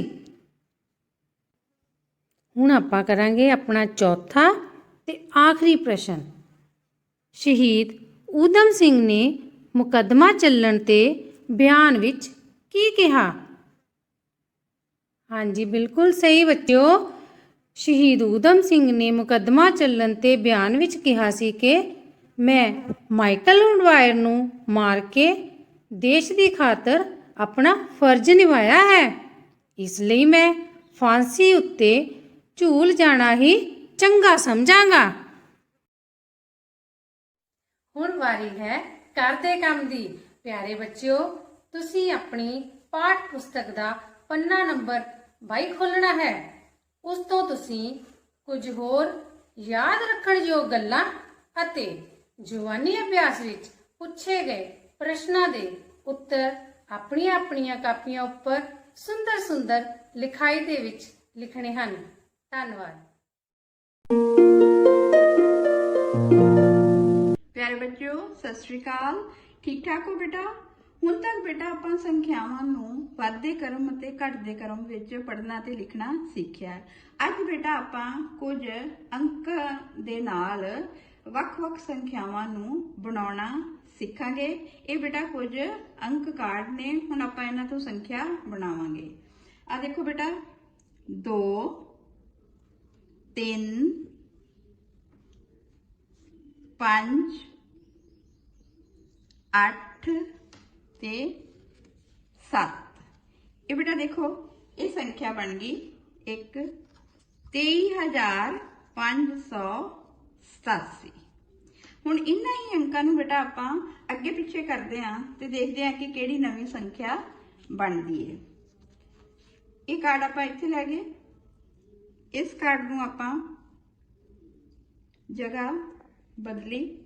ਦੇਖੋ ਬੇਟਾ, ਇਹ ਬਣ ਗਈ 52,738। ਠੀਕ ਹੈ ਬੇਟਾ, ਇਹ ਬਣ ਗਈ ਦੂਸਰੀ ਸੰਖਿਆ। ਹੁਣ ਹੋਰ ਕਾਰਡਾਂ ਵਿੱਚ ਅੰਕਾਂ ਦੀ ਜਗ੍ਹਾ ਬਦਲੀਏ। ਇਹ ਕਾਰਡ ਇੱਧਰ ਲੈ ਗਏ, ਇਸ ਕਾਰਡ ਨੂੰ ਇਸ ਜਗ੍ਹਾ ਤੇ ਰੱਖਿਆ। ਇਹ ਦੇਖੋ ਬੇਟਾ, ਸੰਖਿਆ ਨਵੀਂ ਬਣ ਗਈ 72,538। ਹੁਣ ਬੇਟਾ ਆਪਾਂ ਇਹਨਾਂ ਹੀ ਅੰਕਾਂ ਦੇ ਨਾਲ 5 ਅੰਕੀ ਵੱਡੀ ਤੋਂ ਵੱਡੀ ਸੰਖਿਆ ਅਤੇ ਛੋਟੀ ਤੋਂ ਛੋਟੀ ਸੰਖਿਆ ਬਣਾਉਣੀ ਸਿੱਖਾਂਗੇ। ਹੁਣ ਬੇਟਾ ਆਪਾਂ 5 ਅੰਕਾਂ ਦੀ ਵੱਡੀ ਤੋਂ ਵੱਡੀ ਸੰਖਿਆ ਬਣਾਉਣ ਲਈ ਇਹਨਾਂ ਅੰਕਾਂ ਵਿੱਚੋਂ ਦੇਖਦੇ ਹਾਂ ਕਿ ਕਿਹੜਾ ਅੰਕ ਸਭ ਤੋਂ ਵੱਡਾ ਹੈ। ਦੇਖੀਏ ਬੇਟਾ, 8 ਇਹ ਆਵੇਗਾ 10,000 ਦੇ ਸਥਾਨ ਤੇ, ਇਹ ਹੋ ਗਿਆ 80,000। ਹੁਣ ਬੇਟਾ ਇਹਨਾਂ ਵਿੱਚੋਂ ਕਿਹੜਾ ਸਭ ਤੋਂ ਵੱਡਾ ਹੈ? 7 ਇਹ ਆਵੇਗਾ 1000 ਦੇ ਸਥਾਨ ਤੇ, ਇਹ ਹੋ ਗਿਆ 87,000। ਇਹਨਾਂ ਤਿੰਨਾਂ ਵਿੱਚੋਂ ਕਿਹੜਾ ਵੱਡਾ ਹੈ? 5 ਇਹ ਆਵੇਗਾ ਸੈਂਕੜੇ ਦੇ ਸਥਾਨ ਤੇ, 87,500। ਇਹਨਾਂ ਦੋਵਾਂ ਵਿੱਚੋਂ ਬੇਟਾ ਵੱਡਾ ਕਿਹੜਾ ਹੈ? 3 ਇਹ ਆਵੇਗਾ ਦਹਾਈ ਦੇ ਸਥਾਨ ਤੇ 30, 87,530 ਤੇ ਇਹ ਇਕਾਈ ਦੇ ਸਥਾਨ ਤੇ 2, 32। ਸੰਖਿਆ ਬਣ ਗਈ 87,532। ਹੁਣ ਬੇਟਾ ਆਪਾਂ 5 ਅੰਕਾਂ ਦੀ ਛੋਟੀ ਤੋਂ ਛੋਟੀ ਸੰਖਿਆ ਜਿਹੜੀ ਆ ਇਹਨਾਂ ਅੰਕਾਂ ਨਾਲ ਬਣਾਵਾਂਗੇ। ਇਹਨਾਂ ਵਿੱਚ ਦੇਖਿਓ ਹੁਣ ਸਭ ਤੋਂ ਛੋਟਾ ਅੰਕ ਕਿਹੜਾ ਹੈ? ਬਿਲਕੁਲ ਠੀਕ 2 ਇਹ ਆਵੇਗਾ 10,000 ਦੇ ਸਥਾਨ ਤੇ ਇਹ ਹੋ ਗਿਆ 20,000। ਹੁਣ ਇਹਨਾਂ ਵਿੱਚ ਸਭ ਤੋਂ ਛੋਟਾ ਕਿਹੜਾ ਹੈ 3 1000 ਦੇ ਸਥਾਨ ਤੇ ਆਵੇਗਾ 3 ਇਹ ਹੋ ਗਿਆ 23,000। ਇਹਨਾਂ ਤਿੰਨਾਂ ਵਿੱਚ ਛੋਟਾ ਅੰਕ 5 ਸੈਂਕੜੇ ਦੇ ਸਥਾਨ ਤੇ ਆਵੇਗਾ 23,500। ਇਹਨਾਂ ਦੋਵਾਂ ਵਿੱਚੋਂ ਛੋਟਾ 7 ਇਹ ਆਵੇਗਾ ਦਹਾਈ ਦੇ ਸਥਾਨ ਤੇ 70 23,570। ਇਕਾਈ ਦੇ ਸਥਾਨ ਤੇ ਆਵੇਗਾ 8 78। ਇਹ ਬੇਟਾ 5 ਅੰਕਾਂ ਦੀ ਛੋਟੀ ਤੋਂ ਛੋਟੀ ਸੰਖਿਆ ਹੈ 23,578। ਹੁਣ ਬੇਟਾ ਆਪਾਂ ਇਹਨਾਂ 5 ਅੰਕਾਂ ਨਾਲ 5 ਅੰਕੀ ਵੱਡੀ ਤੋਂ ਵੱਡੀ ਸੰਖਿਆ ਬਣਾਵਾਂਗੇ। ਇਹਨਾਂ ਵਿੱਚ ਦੇਖੀਏ ਬੇਟਾ ਹੁਣ ਸਭ ਤੋਂ ਵੱਡਾ ਅੰਕ ਕਿਹੜਾ ਹੈ 9 ਇਹ ਰੱਖਾਂਗੇ ਆਪਾਂ 10,000 ਦੇ ਸਥਾਨ ਤੇ 90,000। ਹੁਣ ਇਹਨਾਂ ਵਿੱਚ ਸਭ ਤੋਂ ਵੱਡਾ ਅੰਕ ਕਿਹੜਾ ਹੈ 8 ਇਹ ਆਵੇਗਾ 8,000 ਦੇ ਸਥਾਨ ਤੇ ਆਵੇਗਾ ਇਹ ਬਣ ਗਿਆ 98,000। ਹੁਣ ਇਹਨਾਂ ਵਿੱਚ ਬੇਟਾ ਸਭ ਤੋਂ ਛੋਟਾ ਵੱਡਾ ਅੰਕ ਕਿਹੜਾ ਹੈ 3 ਇਹ ਆਵੇਗਾ ਸੈਂਕੜੇ ਦੇ ਸਥਾਨ ਤੇ 300 98,300। ਇਹਨਾਂ ਦੋਵਾਂ ਵਿੱਚੋਂ ਵੱਡਾ ਕਿਹੜਾ ਹੈ ਬੇਟਾ 1 ਇਹ ਆਵੇਗਾ ਦਹਾਈ ਦੇ ਸਥਾਨ ਤੇ 10 98,310। ਇਕਾਈ ਦੇ ਸਥਾਨ ਤੇ ਆਵੇਗੀ 0 ਇਹ ਹੁਣ ਸੰਖਿਆ ਬਣ ਗਈ 98,310। ਇਹ ਆਓ ਬੇਟਾ ਹੁਣ ਇਹਨਾਂ ਹੀ ਅੰਕਾਂ ਤੋਂ 5 ਅੰਕਾਂ ਦੀ ਛੋਟੀ ਤੋਂ ਛੋਟੀ ਸੰਖਿਆ ਬਣਾਈਏ। ਇਹਦੇ ਵਿੱਚ ਬੇਟਾ ਸਭ ਤੋਂ ਪਹਿਲਾਂ ਦੇਖੀਏ ਕਿ ਸਭ ਤੋਂ ਛੋਟਾ ਅੰਕ ਕਿਹੜਾ ਹੈ 0 ਬਿਲਕੁਲ ਸਹੀ। ਇਹਨੂੰ ਰੱਖਾਂਗੇ ਆਪਾਂ 10,000 ਦੇ ਸਥਾਨ ਤੇ। ਹੁਣ ਅਗਲੀ ਸੰਖਿਆ ਦੇਖੀਏ ਅੰਕ ਦੇਖੀਏ ਕਿਹੜਾ ਛੋਟਾ ਹੈ 1 ਇਹ ਆਵੇਗਾ 1000 ਦੇ ਸਥਾਨ ਤੇ 1000। ਇਹਨਾਂ ਵਿੱਚੋਂ ਸਭ ਤੋਂ ਛੋਟਾ ਅੰਕ 3 ਇਹ ਆਵੇਗਾ ਸੈਂਕੜੇ ਦੇ ਸਥਾਨ ਤੇ 300 1300। ਇਹਨਾਂ ਦੋਹਾਂ ਵਿੱਚੋਂ ਛੋਟਾ 8 ਇਹ ਆਵੇਗਾ ਦਹਾਈ ਦੇ ਸਥਾਨ ਤੇ 80 1380। ਤੇ ਇਕਾਈ ਦੇ ਸਥਾਨ ਤੇ ਆਵੇਗਾ 9 80 9 99 ਇਹ ਬਣ ਗਿਆ 1399। ਪਰ ਬੇਟਾ ਇਹ ਤਾਂ 4 ਅੰਕੀ ਸੰਖਿਆ ਹੋ ਗਈ। ਆਪਾਂ ਕਿੰਨੀਆਂ ਬਣਾ ਰਹੇ ਹਾਂ 5 ਅੰਕੀ। ਫਿਰ ਆਪਾਂ 0 ਦਾ ਸਥਾਨ ਬਦਲਦੇ ਹਾਂ। ਇਹ ਦੇਖੋ ਹੁਣ ਇਹ ਹੋ ਗਈ 5 ਅੰਕੀ ਸੰਖਿਆ 10,399। ਇਹ ਬੇਟਾ ਹੁਣ ਤੁਸੀਂ ਆਪਣਾ ਕਾਪੀਆਂ ਦੇ ਕੰਮ ਇਸ ਤਰੀਕੇ ਨਾਲ ਕਰਨਾ ਹੈ। ਪਹਿਲਾਂ ਸਵਾਲ ਲਿਖਣਾ ਹੈ ਫਿਰ ਹੱਲ ਵੱਡੀ ਤੋਂ ਵੱਡੀ ਸੰਖਿਆ ਛੋਟੀ ਤੋਂ ਛੋਟੀ ਸੰਖਿਆ। ਹੁਣ ਬੇਟਾ ਆਪਣੀ ਗਣਿਤ ਦੀ ਕਿਤਾਬ ਦੇ ਪੰਨਾ ਨੰਬਰ 18 ਤੇ ਸਵਾਲ ਜਿਹੜੇ ਨੇ 6 7 8 ਉਹਨਾਂ ਨੂੰ ਤੁਸੀਂ ਕਾਪੀ ਤੇ ਕਰਨਾ ਹੈ। ਬੋਰਡ ਤੇ ਸਵਾਲ ਲਿਖੇ ਨੇ ਇਹ ਤੁਸੀਂ ਇਹਨਾਂ ਨੂੰ ਕਾਪੀ ਤੇ ਕਰੋਗੇ। ਅੱਜ ਦੇ ਲਈ ਇੰਨਾ ਹੀ। ਧੰਨਵਾਦ।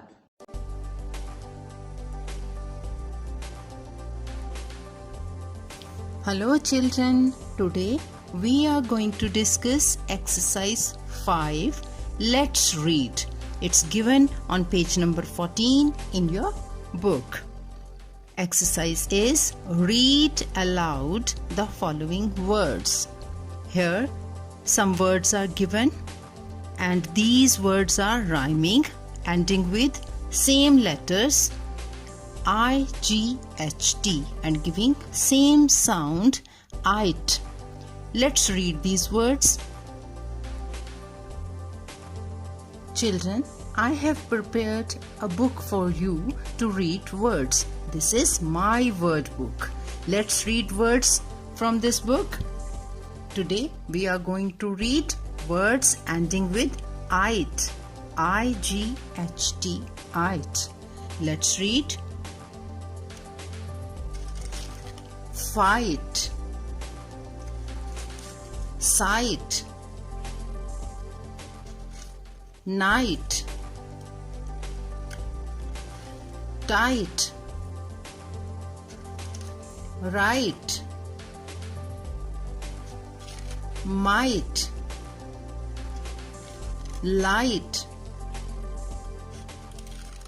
bright, and height. One more time. First one was fight.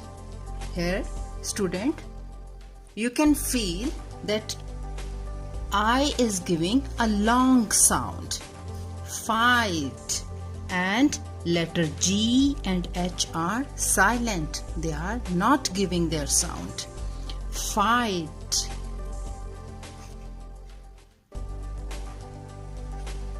Sight. Sight.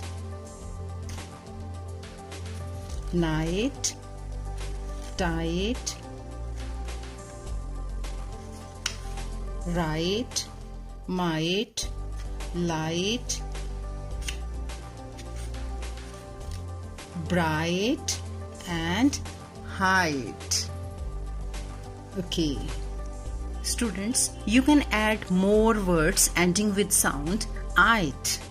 I have one more book with another set of words. Let's read words ending with ink, with sound ink. And these words are pink, sink, link, think, drink, and stink. Yes, once again. Pink, sink, link, think, drink, and stink. Okay, let's revise these words with the help of a slider. I have a slider. Let's revise sight, might, fight, right, tight, night, and bright. Students, you can also make these kinds of books for reading words. Now it's time for your homework. Children, your homework is read these words properly and make a list of these words in your notebook. Keep learning. Thank you. ਬੱਚਿਓ, ਅੱਜ ਆਪਾਂ ਪਾਠ 3 ਪਸੰਦ ਆਪੋ ਆਪਣੀ ਵਿੱਚ Braille ਲਿਪੀ ਬਾਰੇ ਜਾਣਾਂਗੇ। ਬ੍ਰੇਲ ਲਿਪੀ ਬਾਰੇ ਬੇਟਾ ਤੁਸੀਂ ਤੀਜੀ ਸ਼੍ਰੇਣੀ ਵਿੱਚ ਪਹਿਲਾਂ ਹੀ ਪੜ੍ਹ ਚੁੱਕੇ ਹੋ ਕਿ ਇਹ ਇੱਕ ਛੂਹ ਕੇ ਪੜ੍ਹਨ ਵਾਲੀ ਲਿਪੀ ਹੈ ਅਤੇ ਇਹ ਉਹਨਾਂ ਵਿਅਕਤੀਆਂ ਲਈ ਹੈ ਜੋ ਦੇਖ ਨਹੀਂ ਸਕਦੇ। ਬੇਟਾ, ਹਰ ਲਿਪੀ ਨੂੰ ਪੜ੍ਹਨ ਲਈ ਉਸਦੇ ਆਪਣੇ ਅੱਖਰ ਹਨ, ਚਿੰਨ੍ਹ ਹਨ। ਜਿਵੇਂ ਪੰਜਾਬੀ ਨੂੰ ਪੜ੍ਹਨ ਲਈ ਪੰਜਾਬੀ ਵਰਣਮਾਲਾ, ਹਿੰਦੀ ਨੂੰ ਪੜ੍ਹਨ ਲਈ ਹਿੰਦੀ ਵਰਣਮਾਲਾ ਤੇ ਅੰਗਰੇਜ਼ੀ ਦੇ ਆਪਣੇ ਐਲਫਾਬੈਟਸ ਹਨ। ਪਰ ਬ੍ਰੇਲ ਲਿਪੀ ਦੇ ਵਿੱਚ ਬੱਚਿਓ ਅੱਖਰ ਨਹੀਂ ਹੁੰਦੇ, ਸਗੋਂ ਕਾਗਜ਼ ਉੱਪਰ ਉਭਰੀਆਂ ਹੋਈਆਂ ਕੁਝ ਬਿੰਦੀਆਂ ਹੁੰਦੀਆਂ ਹਨ ਜਿਨ੍ਹਾਂ ਨੂੰ ਨੇਤਰਹੀਨ ਵਿਅਕਤੀ ਛੂਹ ਕੇ ਆਸਾਨੀ ਨਾਲ ਪੜ੍ਹ ਸਕਦੇ ਹਨ। ਬ੍ਰੇਲ ਲਿਪੀ ਜੋ ਹੈ ਬੇਟਾ, ਇਹ ਲੂਈ ਬ੍ਰੇਲ ਦੀ 6 ਬਿੰਦੀਆਂ ਦੀ ਕਹਾਣੀ ਹੈ। ਇਹ 6 ਬਿੰਦੀਆਂ ਦਾ ਇੱਕ ਸੈੱਲ ਹੁੰਦਾ ਹੈ ਤੇ ਇਸਨੂੰ ਪੜ੍ਹਨ ਦਾ ਇੱਕ ਸਹੀ ਢੰਗ ਹੈ ਬੇਟਾ। ਇਹ ਖੱਬੇ ਪਾਸੇ ਤੋਂ ਅਸੀਂ ਸ਼ੁਰੂ ਕਰਨਾ ਹੈ, ਨੰਬਰ 1, ਨੰਬਰ 2, ਨੰਬਰ 3। ਫਿਰ ਸੱਜੇ ਪਾਸੇ ਉੱਪਰ ਜਾਣਾ ਹੈ, ਨੰਬਰ 4, ਨੰਬਰ 5 ਤੇ ਨੰਬਰ 6। ਤਸਵੀਰ ਵਿੱਚ ਤੁਸੀਂ ਦੇਖ ਰਹੇ ਹੋ ਕਿ ਕੁਝ ਕਾਲੇ ਰੰਗ ਦੀਆਂ ਬਿੰਦੀਆਂ ਉੱਪਰ ਉੱਠੀਆਂ ਹੋਈਆਂ ਹਨ ਤੇ ਕੁਝ ਬਿੰਦੀਆਂ ਖਾਲੀ ਹਨ। ਬ੍ਰੇਲ ਲਿਪੀ ਦੇ ਵਿੱਚ ਬੇਟੇ ਇਸੇ ਤਰ੍ਹਾਂ ਹੁੰਦਾ ਹੈ, ਚਿੰਨ੍ਹਾਂ ਨੂੰ ਦਰਸਾਉਣ ਵਾਸਤੇ ਬਿੰਦੀਆਂ ਨੂੰ ਇਸ ਤਰ੍ਹਾਂ ਉਭਾਰਿਆ ਜਾਂਦਾ ਹੈ। ਹੁਣ ਅਸੀਂ ਤੁਹਾਡੀ ਕਿਤਾਬ ਦੇ ਪੇਜ ਨੰਬਰ 17 ਦੇ ਉੱਪਰ ਕੁਝ ਪੰਜਾਬੀ ਦੇ ਅੱਖਰਾਂ ਨੂੰ ਬ੍ਰੇਲ ਲਿਪੀ ਦੇ ਚਿੰਨ੍ਹਾਂ ਦੁਆਰਾ ਦਰਸਾਇਆ ਗਿਆ ਹੈ ਤੇ ਆਪਾਂ ਦੇਖਦੇ ਹਾਂ ਕਿ ਕਿਹੜੇ ਅੱਖਰ ਨੂੰ ਲਿਖਣ ਲਈ ਬ੍ਰੇਲ ਲਿਪੀ ਦਾ ਕਿਹੜਾ ਚਿੰਨ੍ਹ ਹੁੰਦਾ ਹੈ। ਕੱਕਾ ਨੂੰ ਬ੍ਰੇਲ ਲਿਪੀ ਵਿੱਚ ਲਿਖਣ ਵਾਸਤੇ ਬਿੰਦੀ 1 ਤੇ ਬਿੰਦੀ 3 ਨੂੰ ਉਭਾਰਿਆ ਜਾਂਦਾ ਹੈ ਤੇ ਬਾਕੀ ਬਿੰਦੀਆਂ ਖਾਲੀ ਹੁੰਦੀਆਂ ਹਨ। ਤੇ ਖੱਖਾ ਲਈ ਜੋ ਚਿੰਨ੍ਹ ਬਣਾਇਆ ਜਾਂਦਾ ਹੈ ਉਹਦੇ ਵਿੱਚ ਬਿੰਦੀ 4 ਅਤੇ ਬਿੰਦੀ 6 ਉਭਰੀ ਹੋਈ ਹੁੰਦੀ ਹੈ ਤੇ ਬਾਕੀ ਬਿੰਦੀਆਂ ਖਾਲੀ ਹੁੰਦੀਆਂ ਹਨ। ਗੱਗਾ ਲਈ ਬੱਚਿਓ ਬਿੰਦੀ 1, 2, 4 ਅਤੇ 5 ਉਭਰੀ ਹੋਈ ਹੁੰਦੀ ਹੈ ਤੇ ਘੱਗਾ ਲਈ ਬੱਚਿਓ ਬਿੰਦੀ 1, 2 ਤੇ ਬਿੰਦੀ 6 ਦਾ ਉਭਾਰ ਕੀਤਾ ਜਾਂਦਾ ਹੈ ਤੇ ਬਾਕੀ ਬਿੰਦੀਆਂ ਨੂੰ ਖਾਲੀ ਰੱਖਿਆ ਜਾਂਦਾ ਹੈ। ਅੱਗੇ ਹੈ ਬੇਟਾ ਨੰਗਾ। ਨੰਗਾ ਵਾਸਤੇ ਬੱਚਿਓ ਬਿੰਦੀ 3 4 ਅਤੇ 6 ਉੱਭਰੀ ਹੋਈ ਹੁੰਦੀ ਹੈ ਤੇ ਬਾਕੀ ਬਿੰਦੀਆਂ ਖਾਲੀ ਹੁੰਦੀਆਂ ਹਨ। ਹੁਣ ਆਪਾਂ ਬਹੁ ਵਿਕਲਪੀ ਪ੍ਰਸ਼ਨਾਂ ਦੇ ਦੁਆਰਾ ਇਹਨਾਂ ਦੀ ਦੁਹਰਾਈ ਕਰਦੇ ਹਾਂ। ਪਹਿਲਾ ਪ੍ਰਸ਼ਨ ਹੈ, ਚਿੰਨ੍ਹ ਦੇਖੋ ਤੁਸੀਂ, ਬ੍ਰੇਲ ਲਿਪੀ ਦਾ ਇਹ ਚਿੰਨ੍ਹ ਪੰਜਾਬੀ ਦੇ ਕਿਹੜੇ ਅੱਖਰ ਨੂੰ ਦਰਸਾਉਂਦਾ ਹੈ? ਹਾਂਜੀ, ਬਿੰਦੀ 1 ਤੇ ਬਿੰਦੀ 3 ਨੂੰ ਉੱਭਰਿਆ ਹੋਇਆ ਹੈ, ਇਹ ਚਿੰਨ੍ਹ ਕੱਕਾ ਨੂੰ ਦਰਸਾਉਂਦਾ ਬੇਟੇ। ਠੀਕ ਹੈ। ਅੱਗੇ ਹੈ ਪ੍ਰਸ਼ਨ ਨੰਬਰ 2, ਇਹਦੇ ਵਿੱਚ ਬਿੰਦੀ 4 ਤੇ 6 ਨੂੰ ਉਭਾਰਿਆ ਹੋਇਆ ਹੈ, ਬ੍ਰੇਲ ਲਿਪੀ ਦਾ ਇਹ ਚਿੰਨ੍ਹ ਪੰਜਾਬੀ ਦੇ ਕਿਹੜੇ ਅੱਖਰ ਨੂੰ ਦਰਸਾਉਂਦਾ ਹੈ? ਹਾਂਜੀ, ਬਿਲਕੁਲ ਸਹੀ, ਖੱਖਾ ਨੂੰ। ਅੱਗੇ ਹੈ ਪ੍ਰਸ਼ਨ ਨੰਬਰ 3, ਚੱਚਾ ਅੱਖਰ ਲਿਖਣ ਲਈ ਬ੍ਰੇਲ ਲਿਪੀ ਦਾ ਕਿਹੜਾ ਚਿੰਨ੍ਹ ਸਹੀ ਹੈ? ਹਾਂਜੀ, ਦੇਖੋ ਕਿਹੜਾ ਚਿੰਨ੍ਹ ਸਹੀ ਹੈ? ਨੰਬਰ 4, ਇਹਦੇ ਵਿੱਚ ਬਿੰਦੀ 1 ਤੇ ਬਿੰਦੀ 4 ਨੂੰ ਉਭਾਰਿਆ ਜਾਂਦਾ ਹੈ। ਹਾਂਜੀ ਬੇਟੇ, ਹੁਣ ਤੁਹਾਡੇ ਘਰ ਦੇ ਕੰਮ ਦੀ ਵਾਰੀ ਹੈ। ਮੈਂ ਤੁਹਾਡੀ ਹੈਲਪ ਵਾਸਤੇ ਇੱਕ TLM ਬਣਾਈ ਸੀ ਤੇ ਤੁਹਾਡੇ ਘਰ ਦਾ ਕੰਮ ਵੀ ਇਹੀ ਹੈ। ਪੇਜ ਨੰਬਰ 17 ਤੋਂ ਕੱਕੇ ਵਾਲੀ ਪੂਰੀ ਲਾਈਨ ਤੇ ਚੱਚੇ ਵਾਲੀ ਪੂਰੀ ਲਾਈਨ ਤੁਸੀਂ ਚਾਰਟ ਤੇ ਇਸੇ ਤਰ੍ਹਾਂ ਹੀ ਬਣਾਉਣੀ ਹੈ ਤੇ ਇਹਦੇ ਲਈ ਤੁਸੀਂ ਇਹਨਾਂ ਨੂੰ ਬਿੰਦੀ ਦਾ ਉਭਾਰ ਦਿਖਾਉਣ ਵਾਸਤੇ ਡਰਾਇੰਗ ਪਿੰਨ ਜਾਂ ਬਟਨ ਵੀ ਯੂਜ਼ ਕਰ ਸਕਦੇ